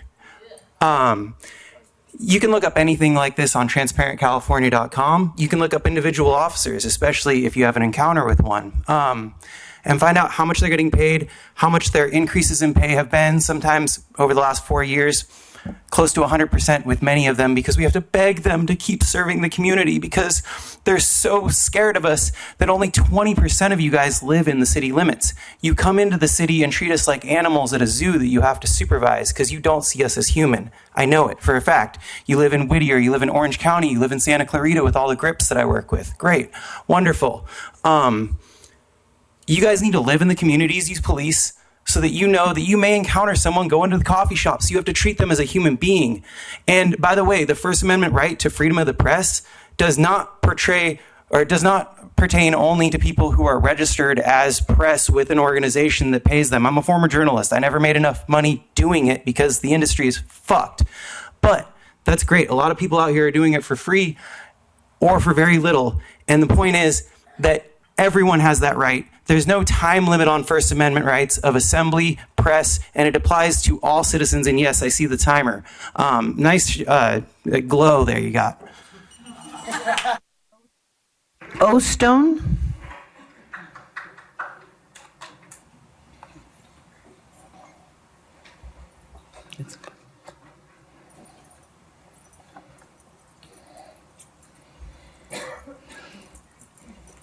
Hello, everybody. First of all, Bismillah. Protect the Lakota people's land. There's a open pit lithium and graphite drilling extraction happening on their territory. It's very important that they honor this treaty and they stop this drilling. Tearing up land where generations of their people prayed is not okay. Protect Pes Salah. You can call the Forest Service at 605-343-1567 to demand they rescind the exploratory drilling permit for the Rockford Mineral Exploratory Drilling Project threatening the Pes Salah. I hope the tribal governments are responding accordingly to this as well. The 2025 drones report, which I'm sure the drones use lithium batteries, this is all connected. Drones are used for criminalization and for everything from policing, civil unrest, to hovering over crime hotspots. We call this mission CREEP. LAPD originally justified drones to use them for hostage situations, and now more recently it has expanded to include drones as first responders. In reality, they use this weapon to surveil and terrorize communities for crowd control of marches, protests, and rallies, monitoring hotspots based on racist and classist data and whatever else they desire. Under LAPD's own language, this is considered to be military equipment designed to be weaponized against the people of Los Angeles. Drones also cultivate a culture of fear, further legitimizing and diverting funding to the already bloated budget of LAPD. This mission CREEP from its inception is designed to cause harm to police, race, and poverty, control land, and banish people.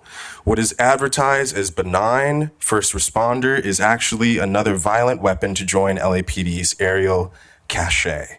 This $4 million worth of drones is set to join the already largest fleet of helicopters any police department in the U.S. This is hope, by the way, Esperanza.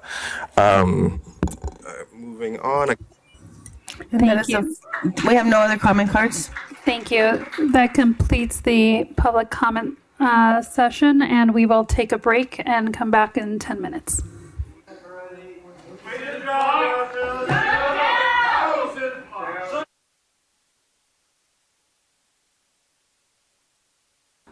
Okay, the commission is back from the break, and we'll move on to item number 3 on the agenda. Do any of the commissioners have any questions about items 3A through 3D?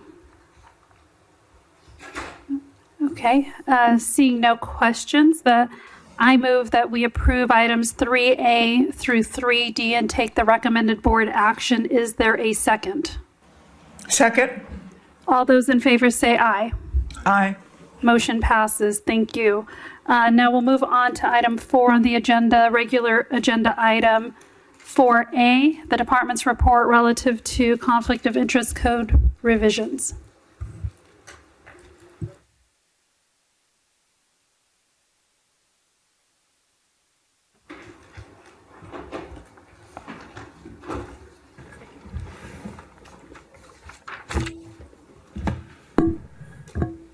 Ready? Yep. Morning, Commissioners. Morning. Morning, Mr. De Ligera. Good morning, Executive Director Sibley, Mr. Barragan, Ms. Silva, not here, Ms. Munoz, and of course, Chief McDonald. Thank you. For the record, my name is Billy Brockway. I'm the Deputy Chief over Professional Standards Bureau, and I'm also the Acting Director for Constitutional Policing and Policy. With me today is Lieutenant 2 Roy Yu, who is a Lieutenant 2 assigned to Constitutional Policing and Policy, and is my acting adjutant as I do these various roles.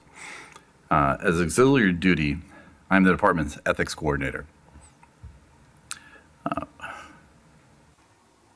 We are here today to present on the revised Conflict of Interest Code, which is the 700 filing codes. But I want to talk about what my role is as the ethics coordinator for the department.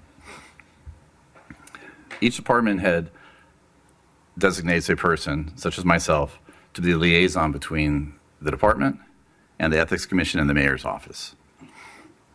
My roles include ensuring that proper filing is completed of our ethics forms, ensuring that staff and department employees require and finish all requested teaching and education and any training that is needed, disseminating ethics materials, and more than anything, as I mentioned earlier, liaison with the Mayor's office and the Ethics Commission as ever-changing laws and procedures change, that those filers within the department are up to speed on exactly what they have to do, what those requirements are, and adhere to those requirements to a T. What we're here to talk to you about today is revision of our Conflict of Interest Code and those people that are assigned to the conflict of interest that have been identified. These codes are supposed to be updated very frequently, and what we've done over the last few years at the direction of Roy Yu and Michelle Smith, a Sergeant 2, who is now assigned to me a PSB, is go through and look at our Conflict of Interest Code, which was disseminated to you and handed over to the Commission as well as the Ethics Commission to discuss updating our lists. Our lists had to be updated for a number of reasons. The department goes through various organizational changes. As those organizational changes happen, we actually change titles of personnel, and we've gone through our list of people that are filers with a fine-tooth comb to identify those individuals there may be a conflict. And one of the reasons that we do this is to provide the necessary ability for our personnel to understand what a restricted source is and what a non-restricted source is, and to ensure that decisions that are being made on the department's behalf and the city are above board, ethically sound, and in compliance with state and local laws. To talk about what the process has looked like since 2024, I'm going to have Roy Yu discuss what him and Sergeant Michelle Smith worked on with the Ethics Commission, our City Attorney's Office, to come up with a list that was submitted to you last week. So with that, I'm going to turn it over to Roy Yu and go over a little bit about what we've done over the last couple of years, and then answer any questions if needed. Roy? Good morning. I'm Lieutenant Yu. And so for the last few years, myself and Sergeant Smith, we reviewed the old COI codes, and we found that it was outdated. So we took it upon ourselves to meet with the Ethics Commission liaison, the City Attorney's Office, and we reviewed organizational charts along with the old COI and the state law to ensure that our new COI was in compliance. So with the various reorganizations that the department has had, we developed this draft COI code in conjunction with obviously City Attorney and our Ethics Commission liaison. And what you see before you today is that draft COI code. This one has been vetted or approved and reviewed by our City Attorney staff, and then also Chief of Police has reviewed this, and this is before the BOPC for final approval before it is sent over to the Ethics Commission for transmittal to City Council. So steps that we've taken so far. For the Ethics Commission states that we have to have specific steps, and those steps we have completed in the last few months. So for 30 days, we had to post a public notice of the intention to revise the COI codes and a notice of public hearing. We did this on the department internal website, and we also did this on the department external website. Additionally, we had to post physical notices at City Hall East, and here at PAB. And then that 30-day period, it began March 19 and ended April 19. So we are well past that 30-day period. We did hold a optional internal department question and answer for any affected filers. And then today, the BOPC is that public hearing. So what are the next steps? So should the BOPC approve the draft conflict of interest code, the chief will sign a incorporation and certification document. Then we will send any copies of any written comments to the Ethics Commission. And then a letter will be drafted by the executive director of the BOPC to the executive director of the Ethics Commission, advising that all the steps have been taken and that the BOPC approves the draft COI code. Once this is completed, then the Ethics Commission will transmit the COI code to City Council for final approval. What has changed?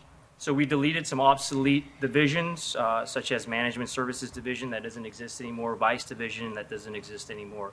There have been some name changes. Some positions were very specific, so we made them more broad and general.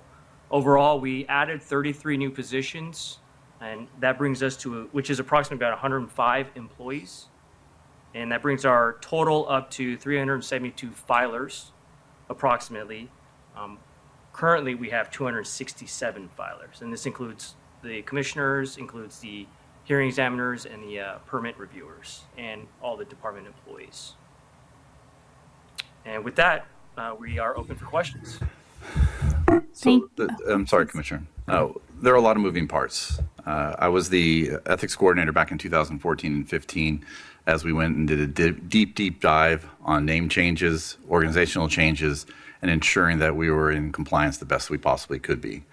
In 2024, I have to compliment Lieutenant Yu and Sergeant Smith, took the initiative to really do a deep dive, as I mentioned before, into ensuring that this information is accurate and it's up to date. As we know, the reorganizations happen a lot. As those reorganizations happen, we need to update those people that are going to be 700 filers, as we all are here today, and ensuring that that information is done and submitted by April 1st. If not, then my role and our role is to work with the Commission, Ethics Commission, to ensure that everybody does their due diligence and then ensure that the education standpoint of what it is that we are trying to get across is very clear, because things move very quickly. So I wanted to compliment, again, Roy Yu and Michelle Smith. They worked incredibly hard on this. I just walked into this recently.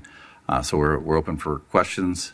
But I'll be honest with you, I'll probably defer a lot of them to Roy because he's been in the weeds over the last 2 years. But anything we can do to answer questions, please let us know, and appreciate your patience and understanding as we move forward on this. Thank you. Thank you for the report and the oral explanation of the report. Just to back up just a little bit so that people watching at home understand what like the conflict of interest code is and why it matters.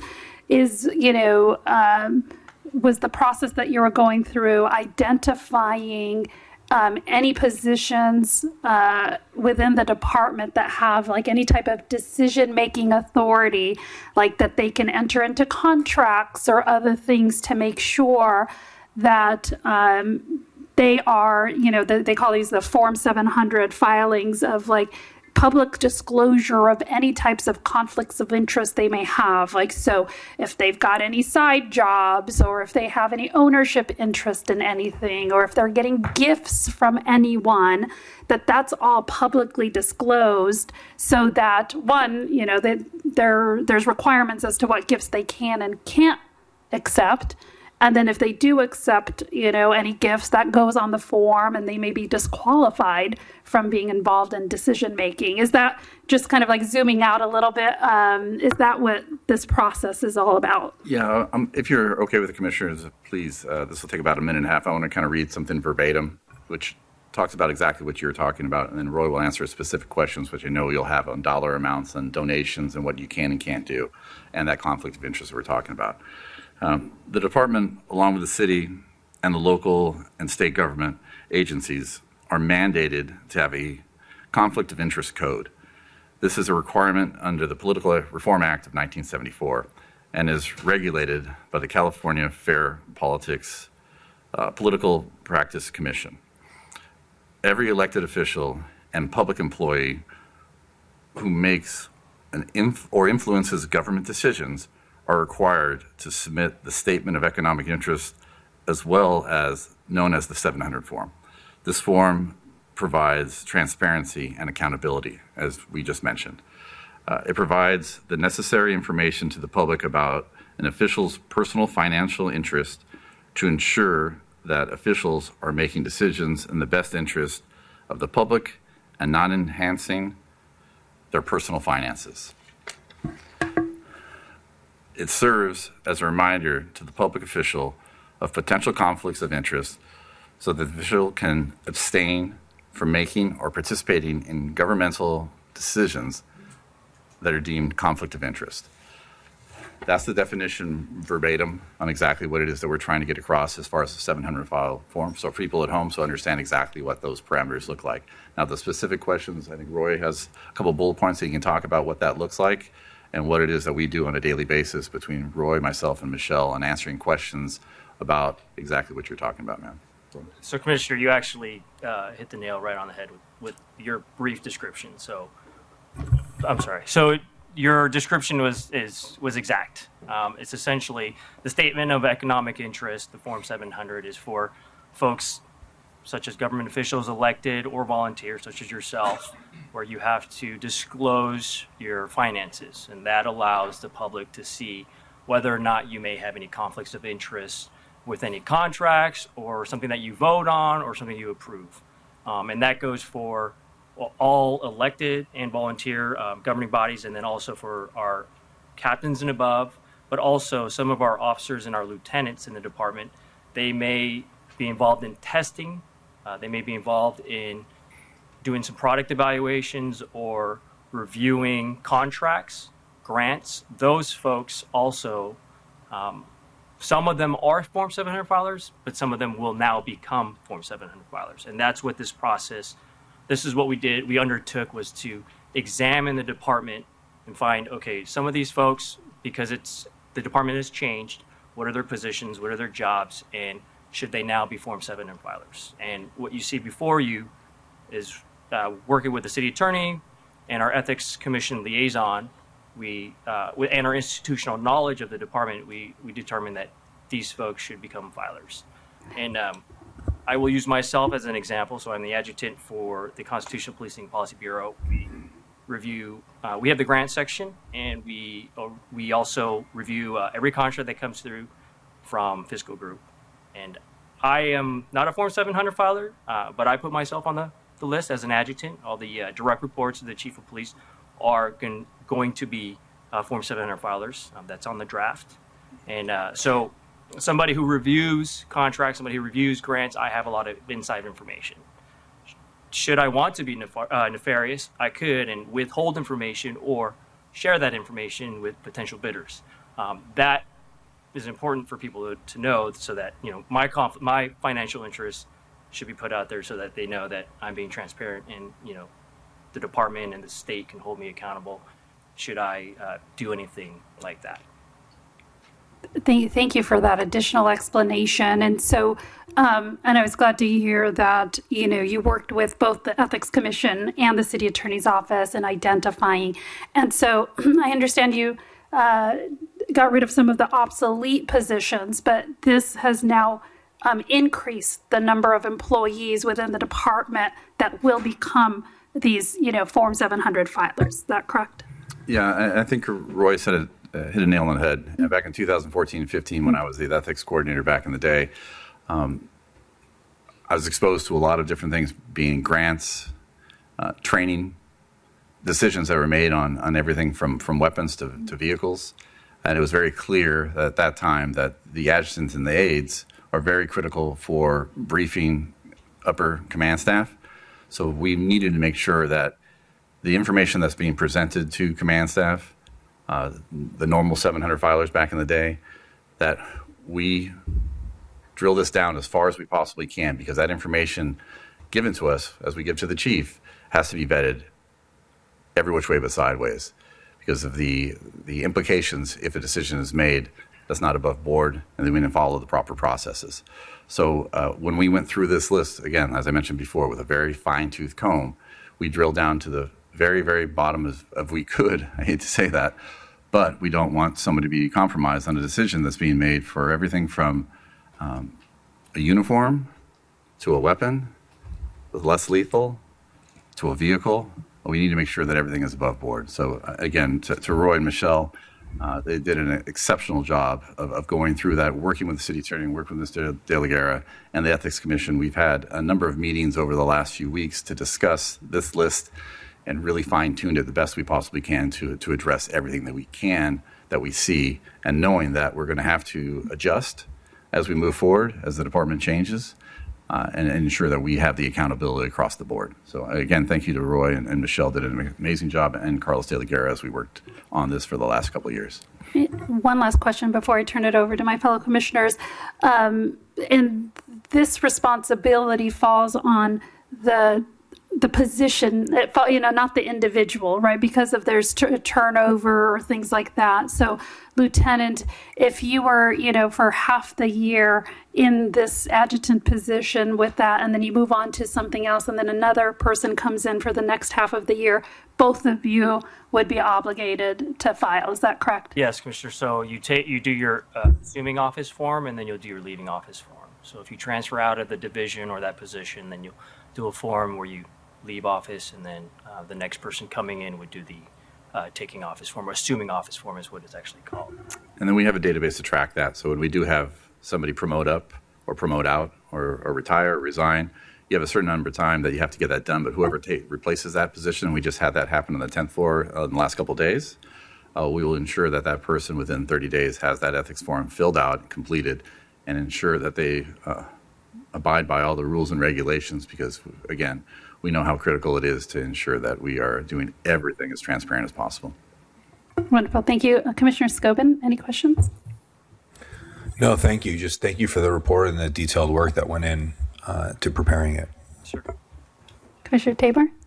Again, thank you for the report.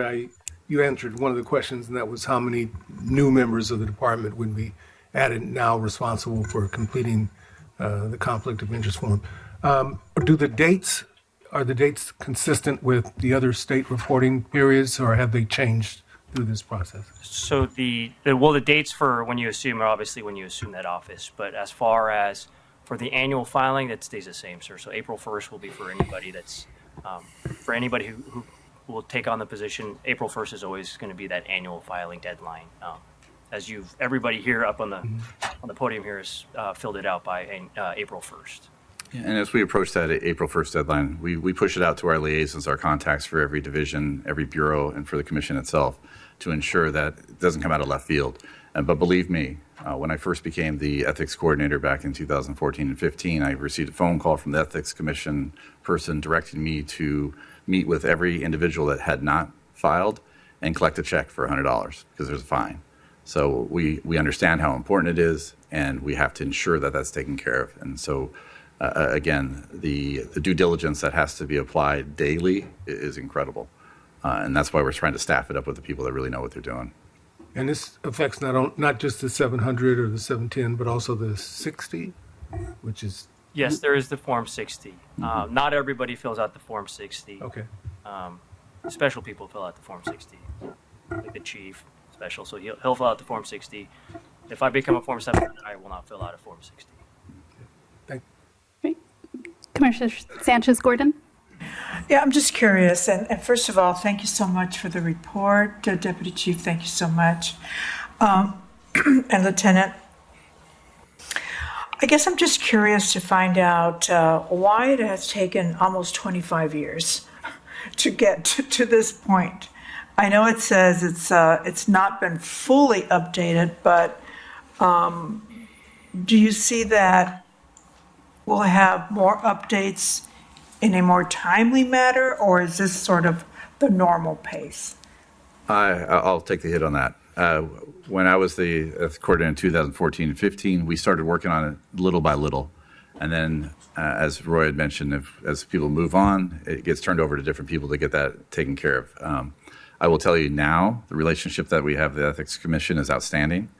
And the team that we have in place between Lieutenant Yu and Lieutenant Sergeant Smith and myself, we review this every other week to see where people are and what we're doing. In fact, this morning, the conversation that I had with Roy was very clear. You know, how many people do we have that didn't file on April 1st? Well, the vast majority of those people, there's single digits, retired, so we have to do separation from office. And so we're able to hit the mark that we need to hit at this point. But moving forward, yes, we will have we have systems in place to ensure that if things do change, if there's another reorganization or we have personnel that are moving on, like I mentioned earlier, somebody on the 10th floor just came in, they're going to be a 700 filer, that we get that taken care of as soon as we possibly can. And then adjust. If we have to adjust because we have another reorganization that we deem more people, or if somebody comes to us in the next couple of weeks and says, hey, you missed something, then that's what we're doing. So one of the things that we did a couple of weeks ago is we had a call with our 700 filers and asking those questions. Did we miss anybody? And inevitably, that's going to come up, but we need to be able to adjust to that and then obviously change as best we can. So, Roy, did I miss anything? No, that's it, sir. Well, thank you. With that, I move that we approve the department's report. Is there a second? Second. All those in favor say aye. Aye. Passes. Thank you so much, and thank you all for your time. Thank you. Thank you. And now we will hear item 4B on the agenda, the department's report relative to the Reserve Officer Program. I'd like to invite those to... Thank you. And thank you all for your patience. I know you've been sitting here very patiently, so thank you. Oh, there you go. Okay, thank you.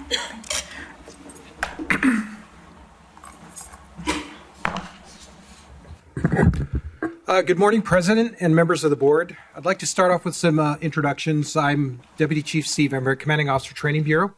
And sitting to my right is Ms. Carla Amundsen. She is the President of the Los Angeles Police Reserve Foundation. And on my left is Lieutenant Andrew Cullen. He is the Adjutant of Training Bureau. And on the edge of the seat is Sergeant Johnny Johnson. He's the officer in charge of the LAPD Reserve Coordination Unit. Okay, before we start with our brief presentation, I'd like to show you a quick video. It's about 2 minutes, which will give you an idea of what our LAPD reserves do.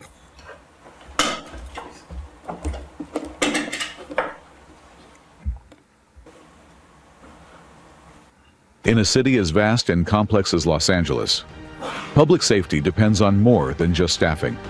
It depends on people willing to step forward and serve. The Los Angeles Police Reserve Corps is made up of trained volunteers who serve alongside full-time officers, working in every division and every aspect of the department. They walk the beat.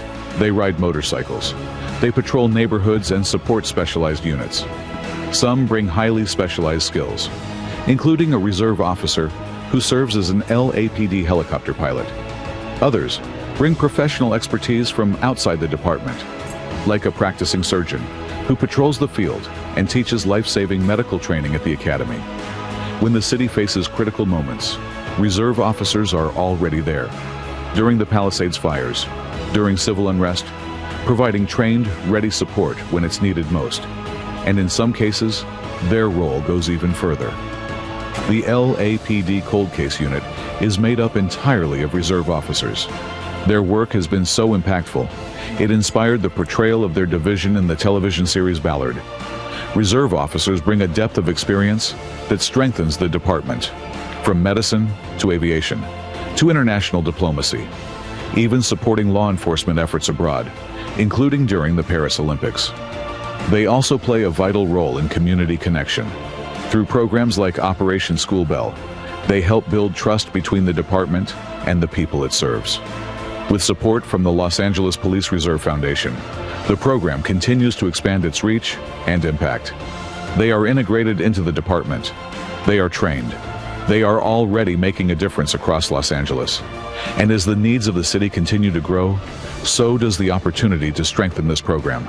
Because the Reserve Corps doesn't just support public safety, it expands it.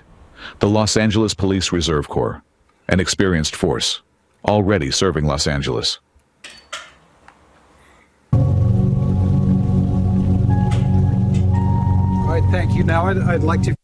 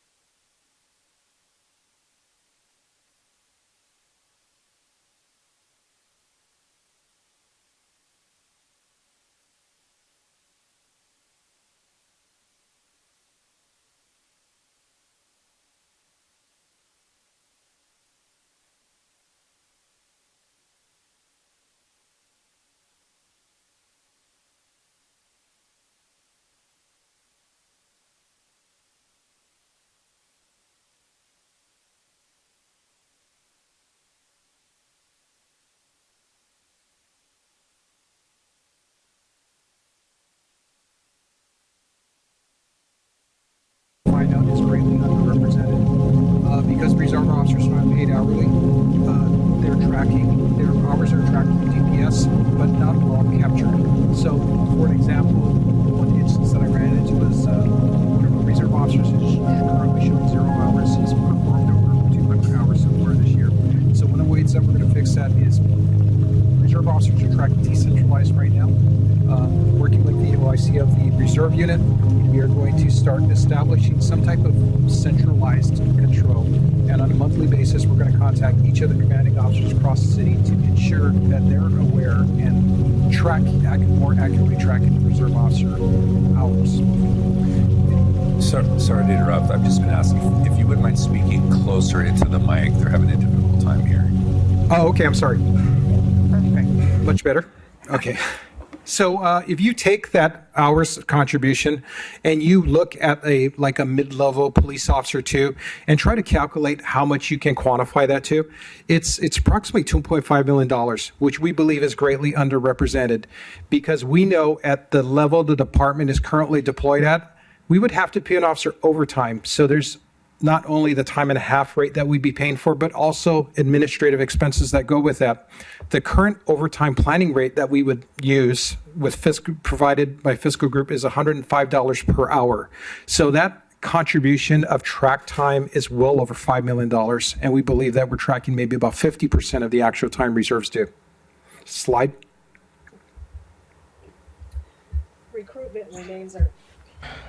Recruitment remains our challenge, as it does with full-time, so you're all very, very aware. It's a constant effort through social media, major events. The two major events that we recruit at are the LA Auto Show and Fleet Week. We believe those to be target-rich environments. We also attend citizen academies and other community meetings. We also attend the division's open houses and any other kind of community event that we can feel that we can make a difference at. We will attend and provide the mobile FOSS unit and try and get citizens in and spark their interest. Social media and some traditional advertising, including our very, very effective bus bench campaign. So I hope all of you have driven around the city and sometimes seen the half and half officer. And we believe that that image conveys exactly what we're all about.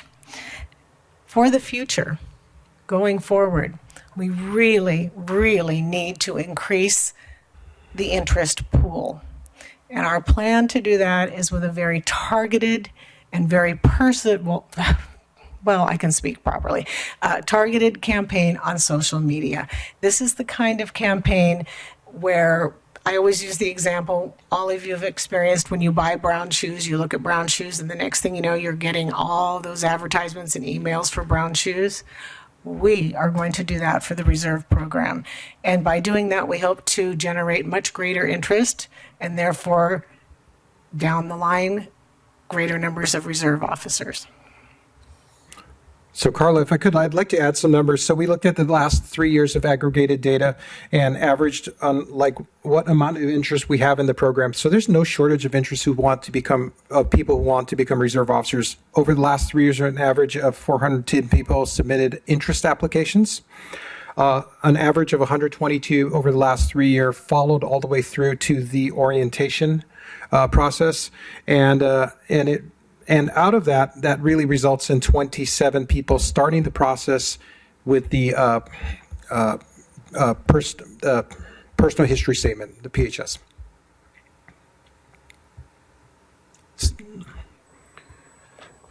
So the onboarding process for a reserve officer is going to be identical to the onboarding process of a full-time employee. Per post standards, they're going to have to go through every single step of the hiring process, just like a full-time employee would. The difference being that many times we're dealing with professionals who have life experience, who haven't necessarily lived in 1 or 2 houses. They might have lived and moved 4, 5, 6 times. They might have multiple jobs. So as our interest, as we saw, 400 people drops to 100, drops to 27, they're learning more about the process and what would disqualify them from the hiring process, because in the end, they have full peace officer powers. And so they're going to go through the same process. As a result of that, what we see is we have a conflict between our work hours that we have to do. So onboarding a reserve officer or onboarding a full-time employee will require us the same amount of work hours. So they're still going to have to go through a medical examination. They're still going to have a psychological evaluation. They're still going to be meeting with a personal history statement officer. They're still going to have a field investigation or background. And it's going to be a full and complete background. So these are a really labor-intensive process. And so we have competing interests in our department because what ends up happening is we have to onboard full-time employees, which is a number one priority of our department. And at the same time, we want to onboard as many reserve officers, but we have the same pool of people who are doing those investigations. So it's becoming a challenge. And as a result of that, some of our reserve officers are in this process for quite a long time, even more than our hires are. And then what will end up happening is their multiple choice test expires because per post regulations, you have to complete it within a certain amount of time, or their personal history statement will expire. And these are really labor intensive processes for an individual to go through. If you've ever looked at the personal history statement, it's very personal questions. It really gets into the nitty gritty of your life, and having to refill out that form once again and doing those things can be really, really challenging. So some people, if they've been in this process for a long time, as we've had, as you guys have heard before with recruitment and employment division, that when people are in the process for a long time, sometimes they lose interest, sometimes they go to other departments. And we've seen the exact same thing in the attrition of people who are interested in the LAPD reserves who might end up going to be reserves in other departments as a result of that. But ultimately, when people finish the process and they're trained through us and they go through the process, they have a P1 book and whatnot, a full level 1 reserve is the same peace officer powers, and it's a huge force multiplier for our department. So in spite of these challenges, it's definitely something we're working towards trying to satisfy the conflicting interests.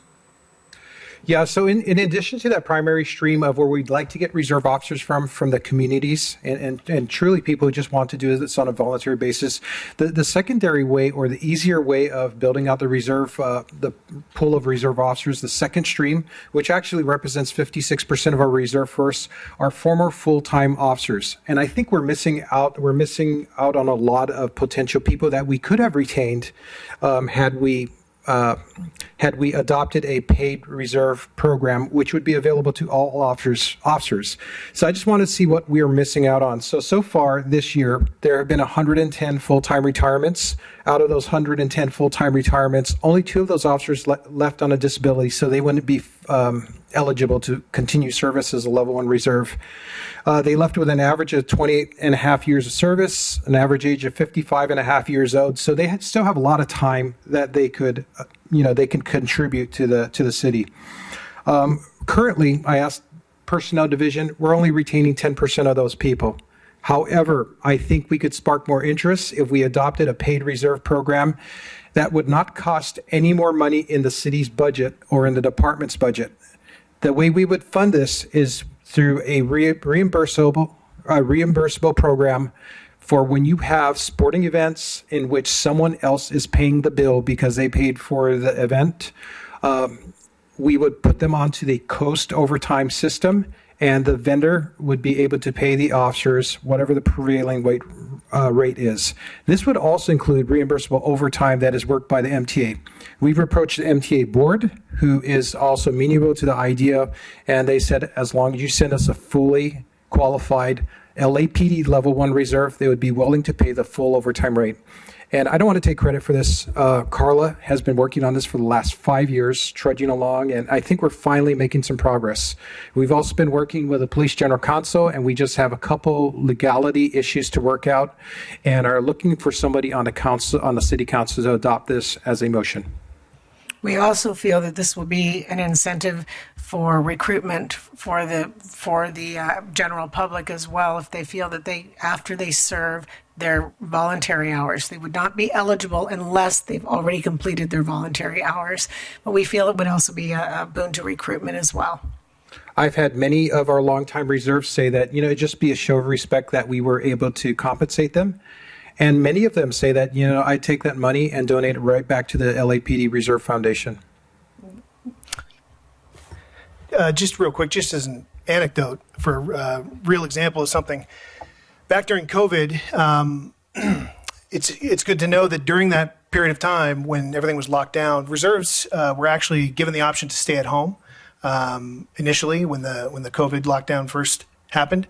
They were advised to shelter in place, and they could exist as a auxiliary group that could come in as full-time officers got sick and were unable to work. So they could have stayed home and chose to not and choose to not work.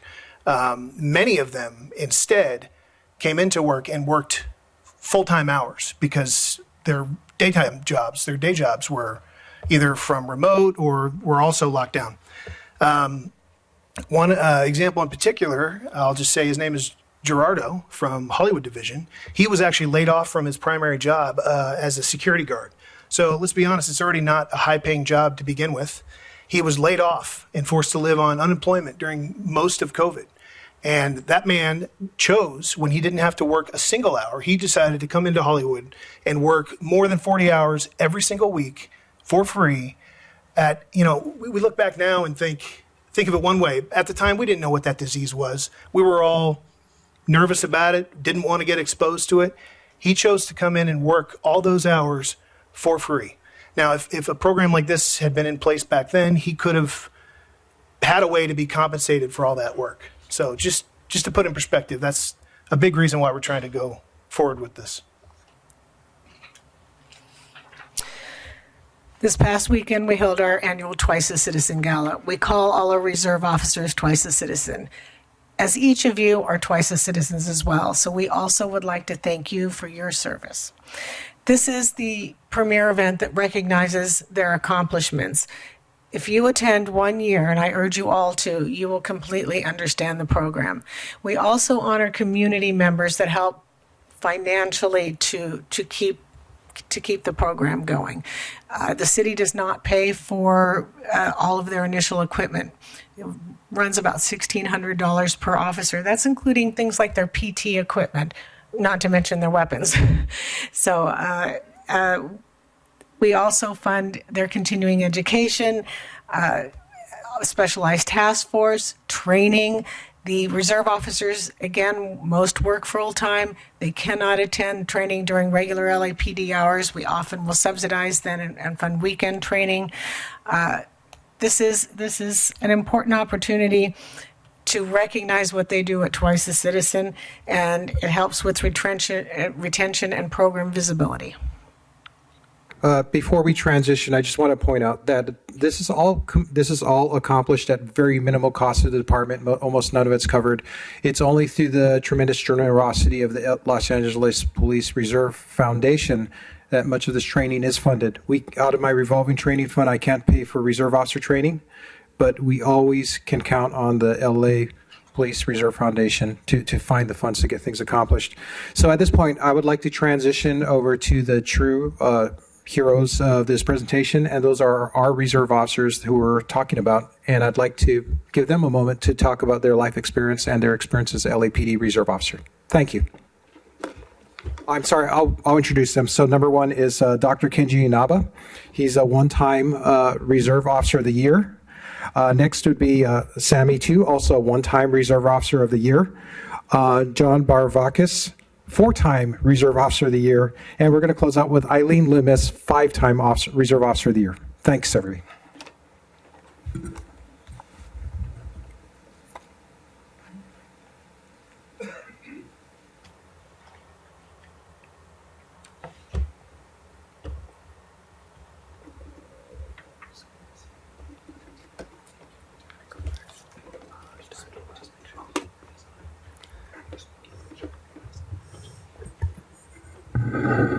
Good morning, Commissioners. Thank you very much for taking the time to hear our stories and learn a little bit more about where we've come from. My name is John, and I'm in my 40th year as a Los Angeles Police Reserve. I started back in 1985. And over the 40 years, I've worked patrol. I spent probably 15 years at Venice Beach on the beach detail. I think really doing community policing on my feet before they really coined community policing.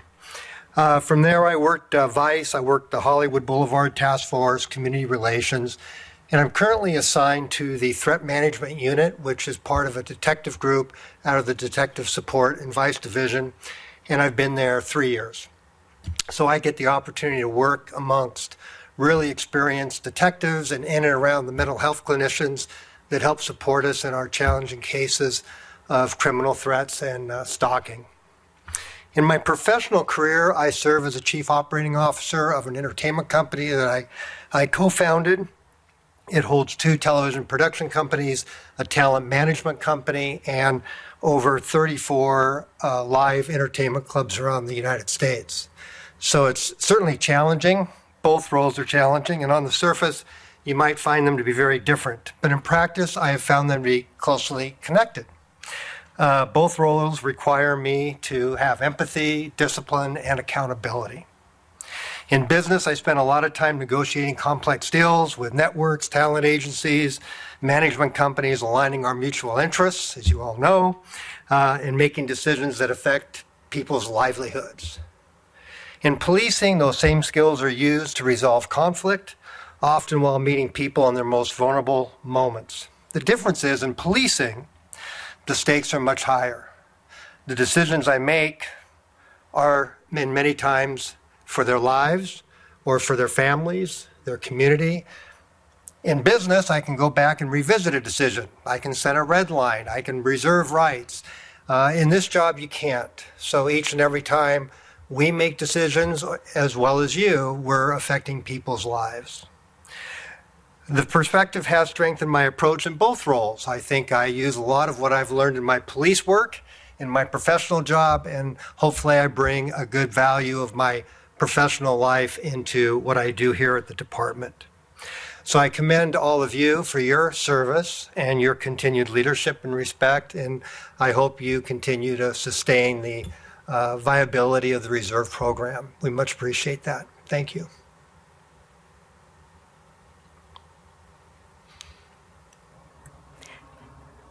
Good morning. My name is Eileen.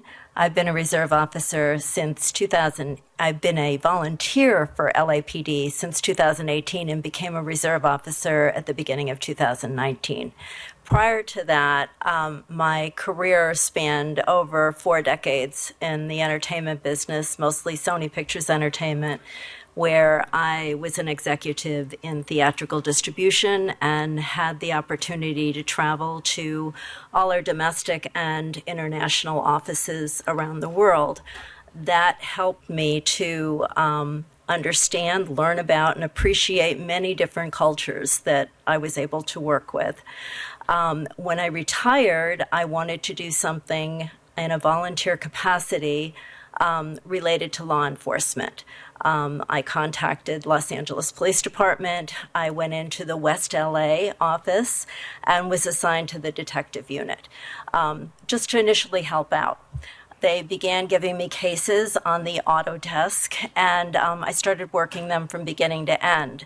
That made me want to become an officer where I could actually present my cases to the district attorney.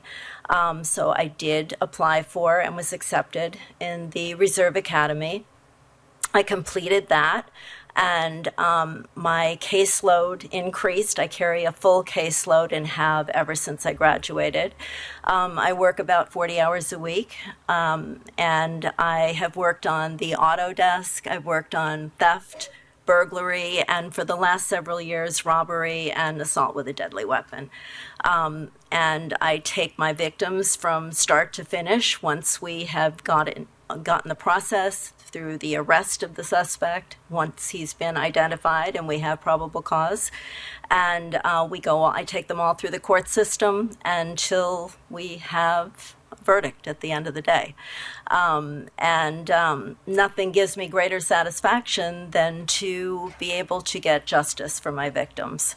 And that's what makes me very proud to be part of the LAPD Reserve Unit.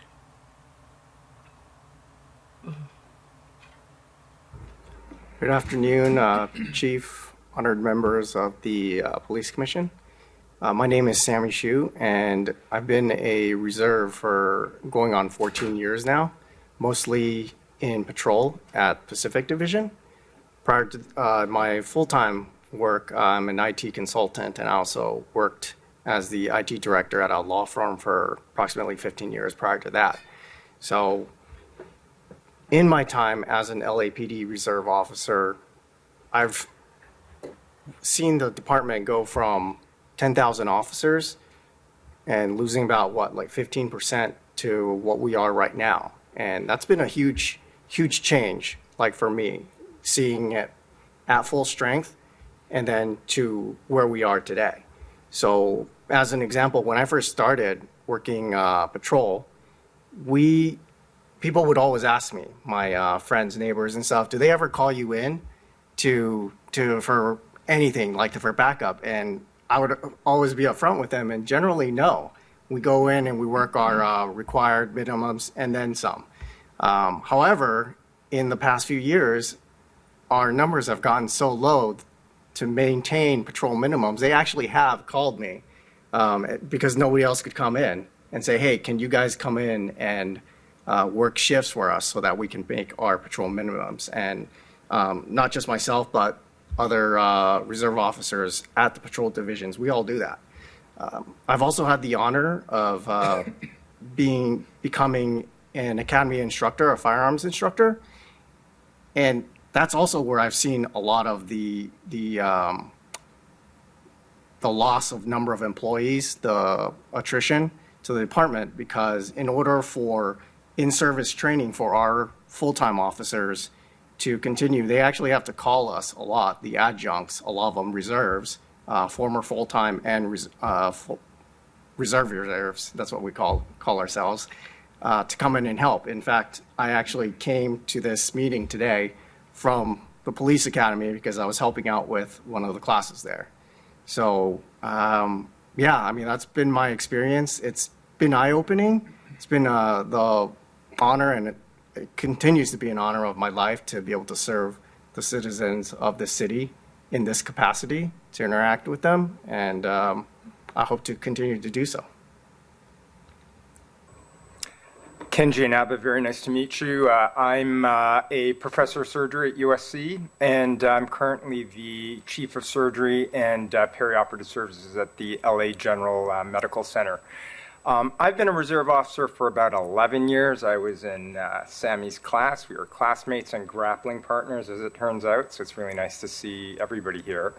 I was initially assigned to Rampart, where I did probation, and I worked as a patrol officer, and I'm currently assigned to Metropolitan Division, and I also serve as the medical director for the department. In that role, there's a wide range of things that I do, everything from policy guidance through to looking after our EMT cadre. We have a brand new TAC Med program that you may have heard of. It's an 8-hour, very high-yield, cutting-edge medical program that we have for our patrol officers, which I think is going to be very important as we get closer and closer to LA 28. And these are skills and knowledge that they're using every day on the street.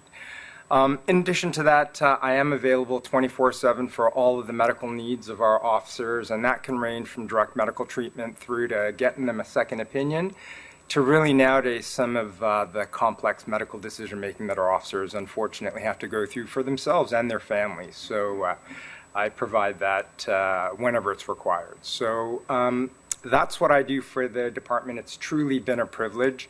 It's an honor meeting you all, and thank you so much for listening to our stories. Wonderful. Thank you, Deputy Chief. Anything else before I turn it over for some questions?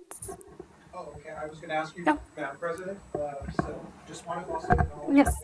all of the reserve officers who showed up today. So these were 4 of the unique and interesting stories of our reserve officers that are 48 communities.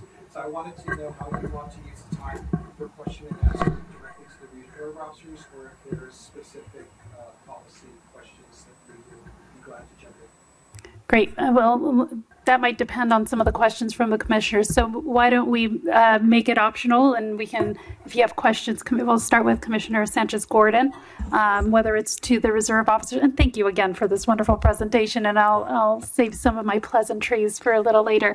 But Commissioner Sanchez-Gordon first. Well, I want to start with my pleasantry, and I want to thank each and every one of you for your service. Thank you so much. I had no idea that your commitment to the city and to our citizens was so great. And I'm really overwhelmed by that commitment because as someone who has always served like in a public service type of a job, it takes a lot from you.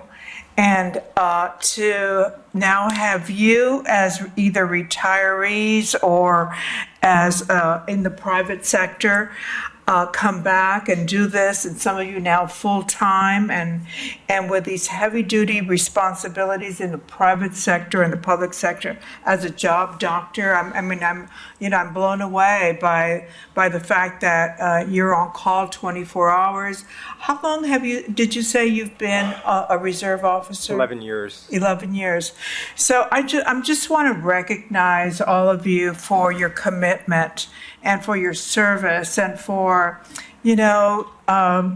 just going above and beyond as citizens to our city. And again, I'm really impressed, and thank you again for your service. And I love having you here. I do have one more question. I see one woman here, but what's the captain, deputy chief? How many are women? How many are men in this reserve group? Do you know of the 348? What's the breakdown? Demographic breakdown, but it's roughly similar to our workforces. Okay. All right. Well, I love seeing you here. And your background is amazing. The traveling and what you did in the past, I think, is incredible. And then to switch over and do 40 hours a week with LAPD as a reserve is so impressive and so moving. So again, all I can say is thank you, guys. Thank you so much. Thank you, Commissioner Tabor. Let me begin by something I learned a long time ago. Thank you for this.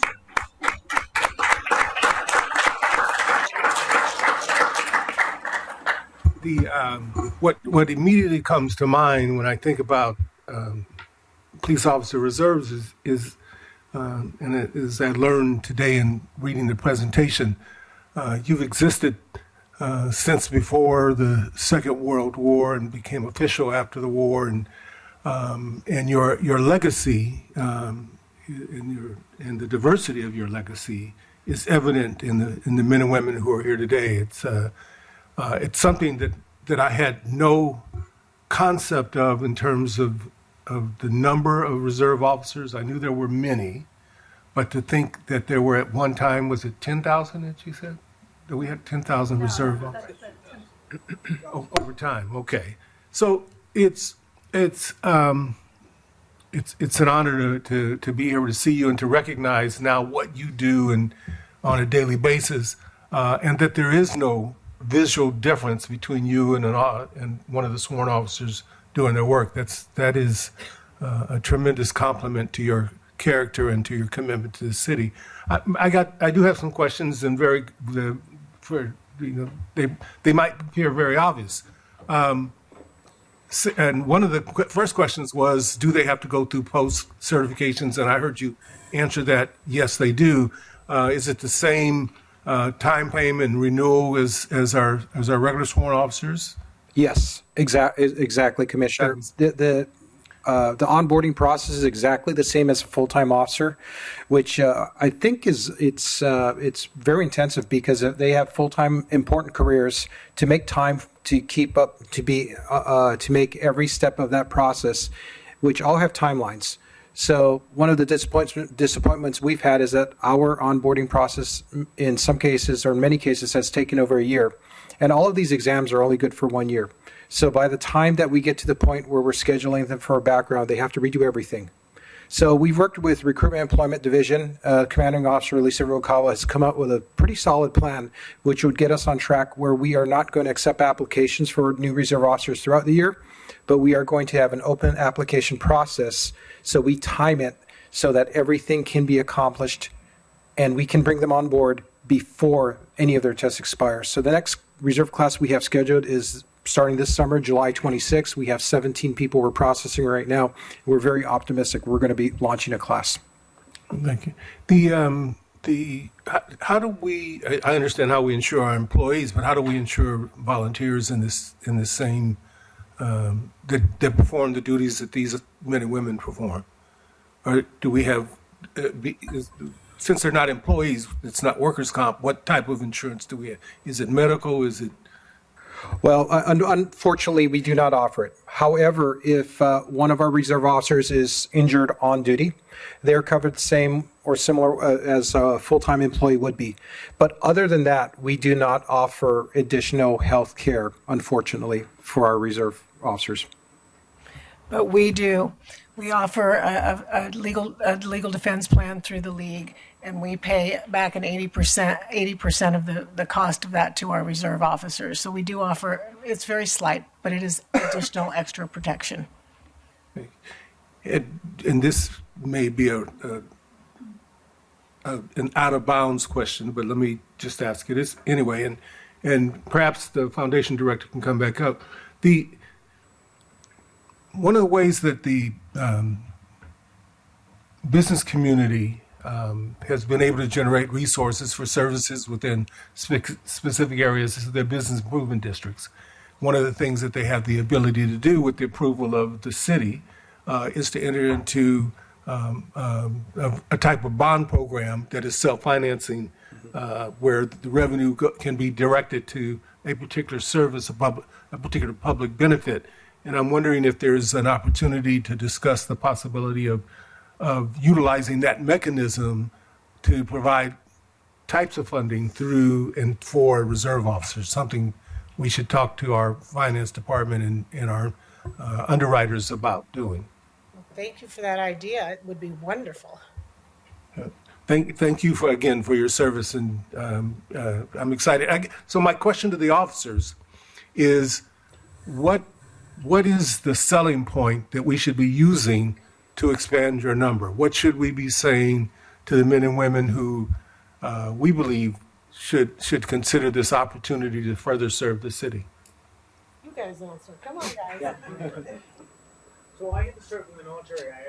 I came back. I was from a very liberal family on the East Coast, and if I was drafted, I'd be going to Canada. And so I missed that. In my medical school, there were guys who went off to pay for their medical education by using the military, and they were forced to go over to the Gulf Wars. They came back. They said it was the world's best experience. This is my way of giving back. It really is. Just different. This is the way I'm giving back. And I think that's one of the things that, I don't know how you instill that, but it's a unique opportunity to meet people and interact in a very different way. And we're adults, so it's a really different way of interacting with people and helping people. Anyone else? Sir, I don't think there's a shortage of folks who want to come out and they want to serve their community. I think just as a city and as a department, we need to do a better job onboarding people and making it more convenient for them to go through the process. It's extremely rigorous, and it does compete with their day jobs and their family responsibilities. I think, I don't think I know that one of the impediments from interest, it is a natural funnel, of course, and people that express interest, once they find out the commitment and the background checks and everything that involves, of course, it's going to drop off. But one of the very large drop-offs we see is that we don't pay. Thank you. Commissioner Scobin. Thank you. And Deputy Chief, I thought you said it best when you introduced this group as heroes. Thank you for your service, and thank all of you for your service. I'm a strong proponent and supporter of the Reserves program. I want to make that abundantly clear. My dad was a reserve with the Sheriff's Department for 45 years. He was also part of the Sheriff's Reserve leadership team, and Chief, he was always thankful of your support. And so I come with that spirit. I also want to be clear, my only goal is to see this program be strengthened. And in that spirit, I address the room today. I know there are many exemplary reserves, as the four of you today presented, who have told your stories. Since I called for the report, I've heard from many full-time officers and reserved who've expressed that the overall reserve program has opportunities for improvement. Is not functioning well. They don't feel supported. The term that came up kind of consistently was neglect. Some of the statistics in the report, I think, show that. I asked for the report every week. Chief reports out on staffing levels, including reserves, and we get a very detailed report on active duty officers. And I thought it would be good to drill down a bit on reserves, especially with all the major events coming to the city that are going to tax our resources. Consistently I hear that they want to do more in the program. I was happy to hear that since Chief, you come back on board, that there are signs of revival, and I want to do whatever I can as in my role as commissioner to support that. A few questions, and I want to leave some space for others. As it pertains to some of the data on the report, at the end of the report, it references that the reserves provide augmented patrol.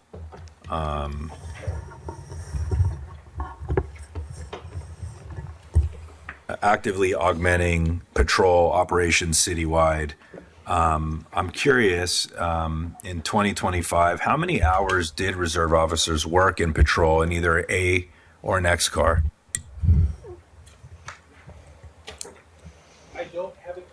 I don't have the data broken down to that level of detail, but as I mentioned earlier, the reserve program did record over approximately 45,000 hours.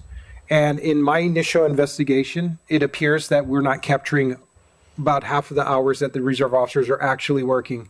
And therefore, that's the reason why I got to switch chairs. This is crazy. And that's one of the reasons why we want to reestablish centralized control of the reserve program. Some programs in divisions work great, and others not. There is a lot of room for improvement, so it's very inconsistent throughout the city. But I think by establishing a centralized command where we started sending out information on a monthly basis to commanding officers, which is going to include that important data such as training hours, because level 1 reserve officers, just like our full-time officers, have a requirement that they have to complete every 2 years. So compliance levels, and I think Sergeant Johnson is prepared to go into like training compliance levels, where right now we're, I think, at the year tracking at 43% compliance for our CPT. That's actually not bad, because that's 43% have completed all 4 training requirements. But if you actually break down to the 4 classes individually, the numbers are much higher.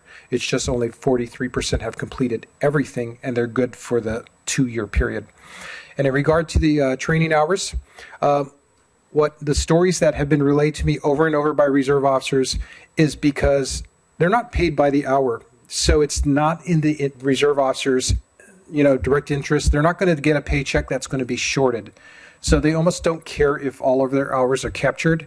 And we're starting to notice, like, if they work if they go on loan to another division, like they go and help out, when they used to help me out at Venice Beach and work the boardwalk, those numbers would not necessarily be captured because they're not working at their own division. So this underreporting, I want to get it fixed and get everybody across the city capturing those hours and putting it and showing what they truly contribute to the city. And it's also going to make the personnel who are not meeting their minimum hour requirement, 208 hours per year, that will identify them easier. And then, we're going to talk to them either, you participate fully, or, you need to downgrade or separate from the department. Thank you. I know you don't have the info now, but is the information available of how many hours reserves worked in A and X cars, at least those that were logged? Sergeant Johnson has the ability to do that. It's going to take a lot of administrative work. What is the system you use, Sergeant Johnson? Well, it would be very difficult to track that. The way the hours are recorded in DPS are simply just the number of hours worked. It doesn't necessarily break down in the system. Let's say somebody comes in and they work 7 hours of patrol prior to a few hour block of training, right? When they report those hours, it might be total a 10-hour day. And as far as DPS is concerned, when it gets inputted, It's just 10 hours of work. It doesn't differentiate between 7 hours patrol, 3 hours of training. So some of that is, it's going to be very difficult to extract those specific numbers, just given the system that the department uses. I asked just because, obviously the department does so much, but patrols that function that's so visible and most impactful and visible to the community. And so when we talk about, truly making a difference, a force multiplier, to me, it's an area of, big area of importance. Curious I know that overall 56% of reserves are retired. Do you have that broken down by level of officer? Like how many, I'm curious, how many level 1 officers are retired? Sure. So 56%. So every retired LAPD officer is a level 1. Because they retire. So when they retire, officers are all provided the opportunity to convert to a reserve officer. So if they do so within 6 months of retirement, it's as easy as a checkbox. We onboard them. If they leave between 6 months and 12 months, they have to go through all 7 steps of the application process again and a catch-up background. If they leave further than that, further than 3 years out from separation as a full-time officer, it's a much more in-depth process in which they need to go through retraining. But what I did want to point out was that one of the gaps we're going to try to fix is that when an officer retires and separates from LAPD and they decide that they want to be a reserve officer, we're not notified until 3 months after they retire. So half of that 6 months time in which we could onboard them quickly is already expired. So what we've talked to Department Personnel Division about was immediately providing us the list of officers who are retiring, even though on paper the retirement is 2 months out, and then the subsequent report that's published a month later. We'd like to know right away if they are interested in being a reserve officer so we can reach out to them. Thank you. At the top of the report, when we talk about compliance and meeting hours, in 2025, 68%, only 68% were compliant. What role does or should the reserve coordinator play in ensuring we get to, 100% compliance? At the reserve coordinator at the area, it was in the past 100% responsible. The reserve coordination unit for the department was not. Therefore, I think that we can improve a lot of those numbers as far as training and as far as hours worked tracking if we establish more centralized control. I know reserve programs are very local. People become reserve officers if they live in certain parts of the city because they want to serve that part of the city. So I don't want to fully centralize the program like other departments do, but I want to leave it local. But I would like to ensure some type of quality assurance across the board that we are capturing those training hours and the hours worked. In addition to that, our training bureau itself, we've been putting out our perishable skills and CPT report more regularly now. And so we included in that is the reserve officers, so that every single area that has reserve officers assigned to them will see that now. And so we've been putting that out quarterly in an effort not only to increase our sworn full-time officer compliance with PSP and CPTs, but we also want a tertiary benefit of that is going to be our reserve officer corps is going to be notified so that their command knows that better. And then also with our reserve coordination unit under training bureau, we're in better communication with them so that we're able to ensure that they're able to provide those training hours and things like that. So we anticipate much better compliance going forward. When was the last time there was an inspection of the reserves by the chief? That'd be years ago, but we do have an upcoming inspection scheduled on June 6th, and you are all invited. Which I've heard there's a lot of excitement and pride about, Chief. So I'm glad to hear. And I think that was one of the things that is now happening that gives those hope that more attention, care, and focus is going to be put into the reserves program. So thank you for doing that. Thanks. I have a few more questions, but let me defer over to Madam President. Thank you. And I know, Chief, you probably want to say a few things. Do you want to do it now? You want to go ahead? Just if I could, they're all being very humble here today. I couldn't be more thankful for the expertise, the dedication, the commitment, and just the heart that everybody here and others who can't be here today bring to this role.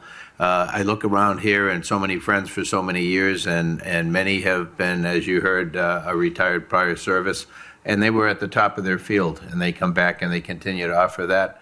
And then those that come from the private sector bring so much to the table, and you've heard some of that today, but there are so many other great stories. Just Dr. Inaba here, just to cite him as an example, we are on the phone with him all the time about medical issues that people are having when we have a line of duty death, when we have somebody injured very seriously, when we have even family members that are impacted. I don't know how many, since I've been back a year and a half, how many lives literally he has saved by moving people from one medical facility to another so he can oversee it personally.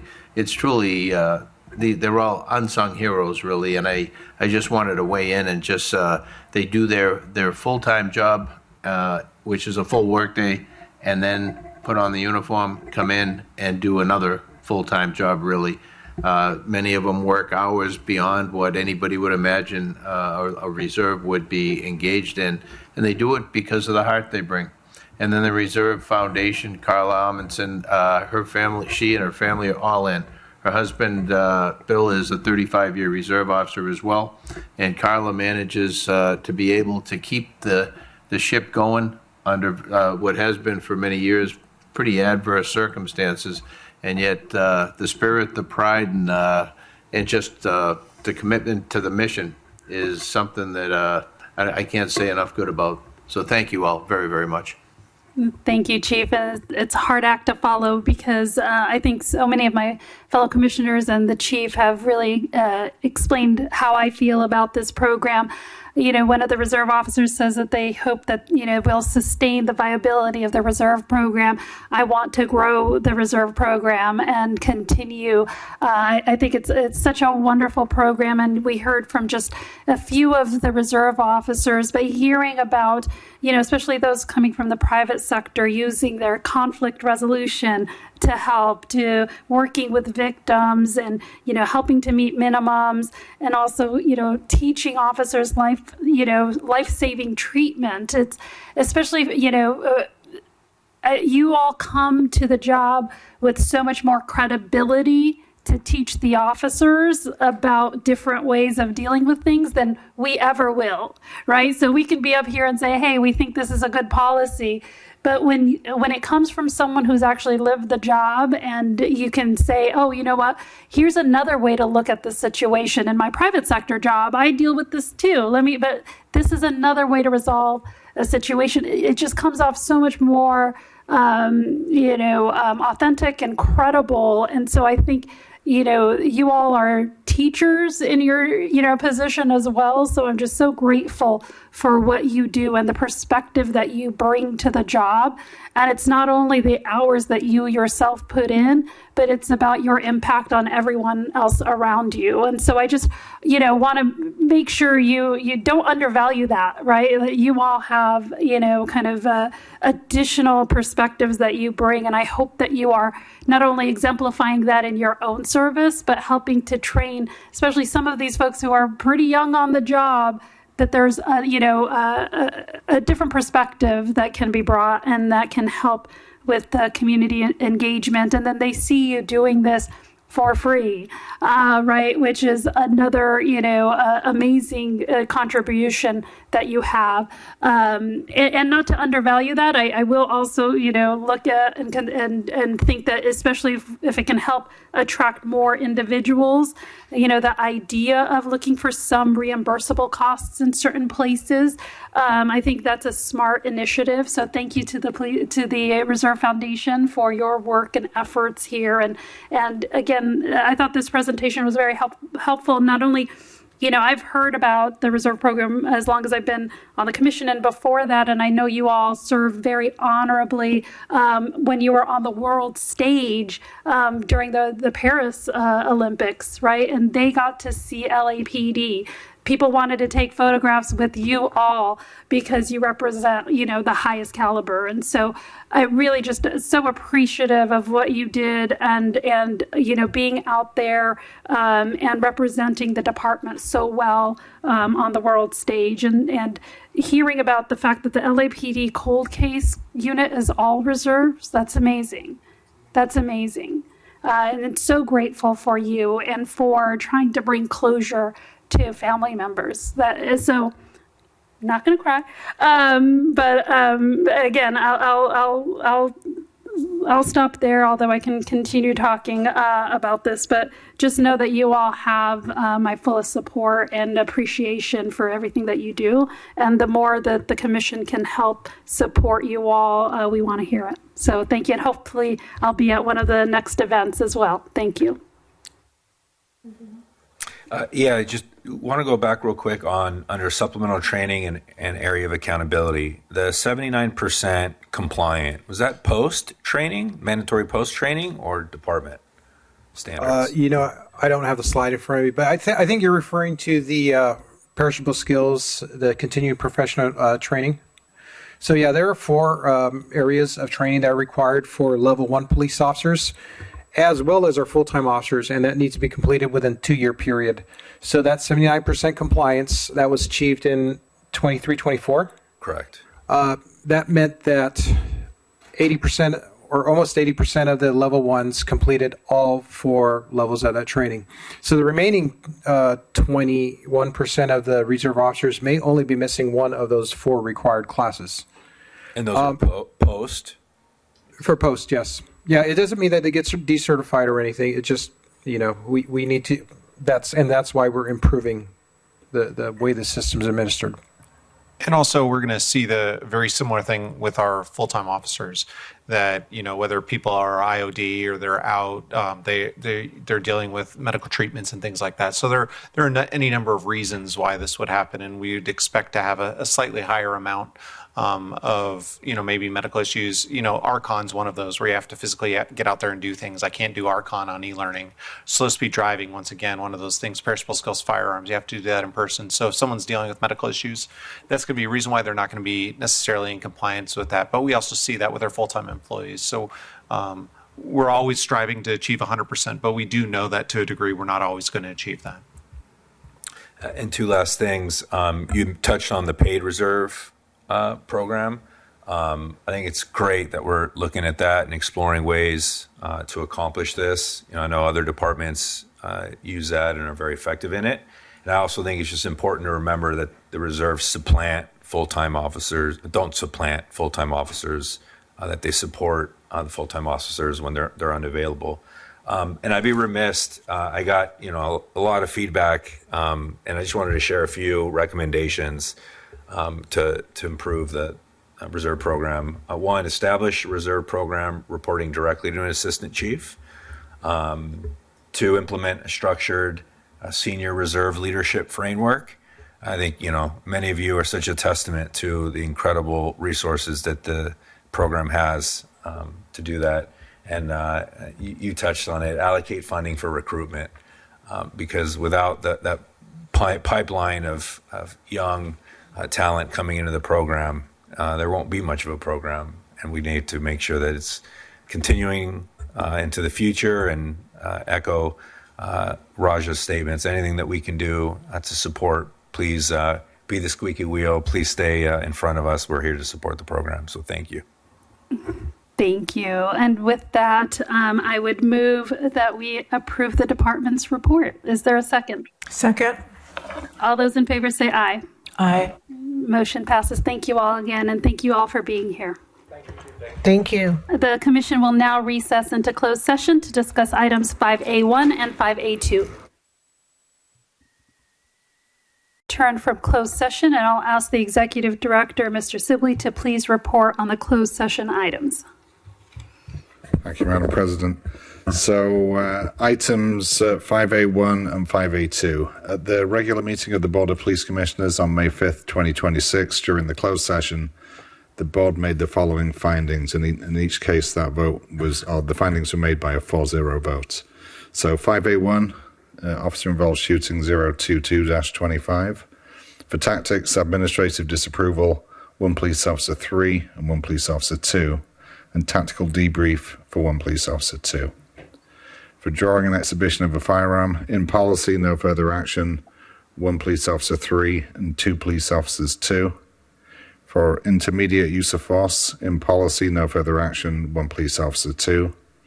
For lethal use of force, in policy, no further action, 1 police officer 3. So moving on to case OIS 023-25, which is item 5A2. For tactics, tactical debrief, 1 police officer 3 and 1 police officer 2. For drawing and exhibition of a firearm, in policy, no further action, 1 police officer 3 and 1 police officer 2. And for lethal use of force, in policy, no further action, 1 police officer 3. And that concludes the report out. Thank you. I now move to adjourn the meeting. Is there a second? All in favor say aye. Aye. Motion passes. Thank you, and meeting is adjourned.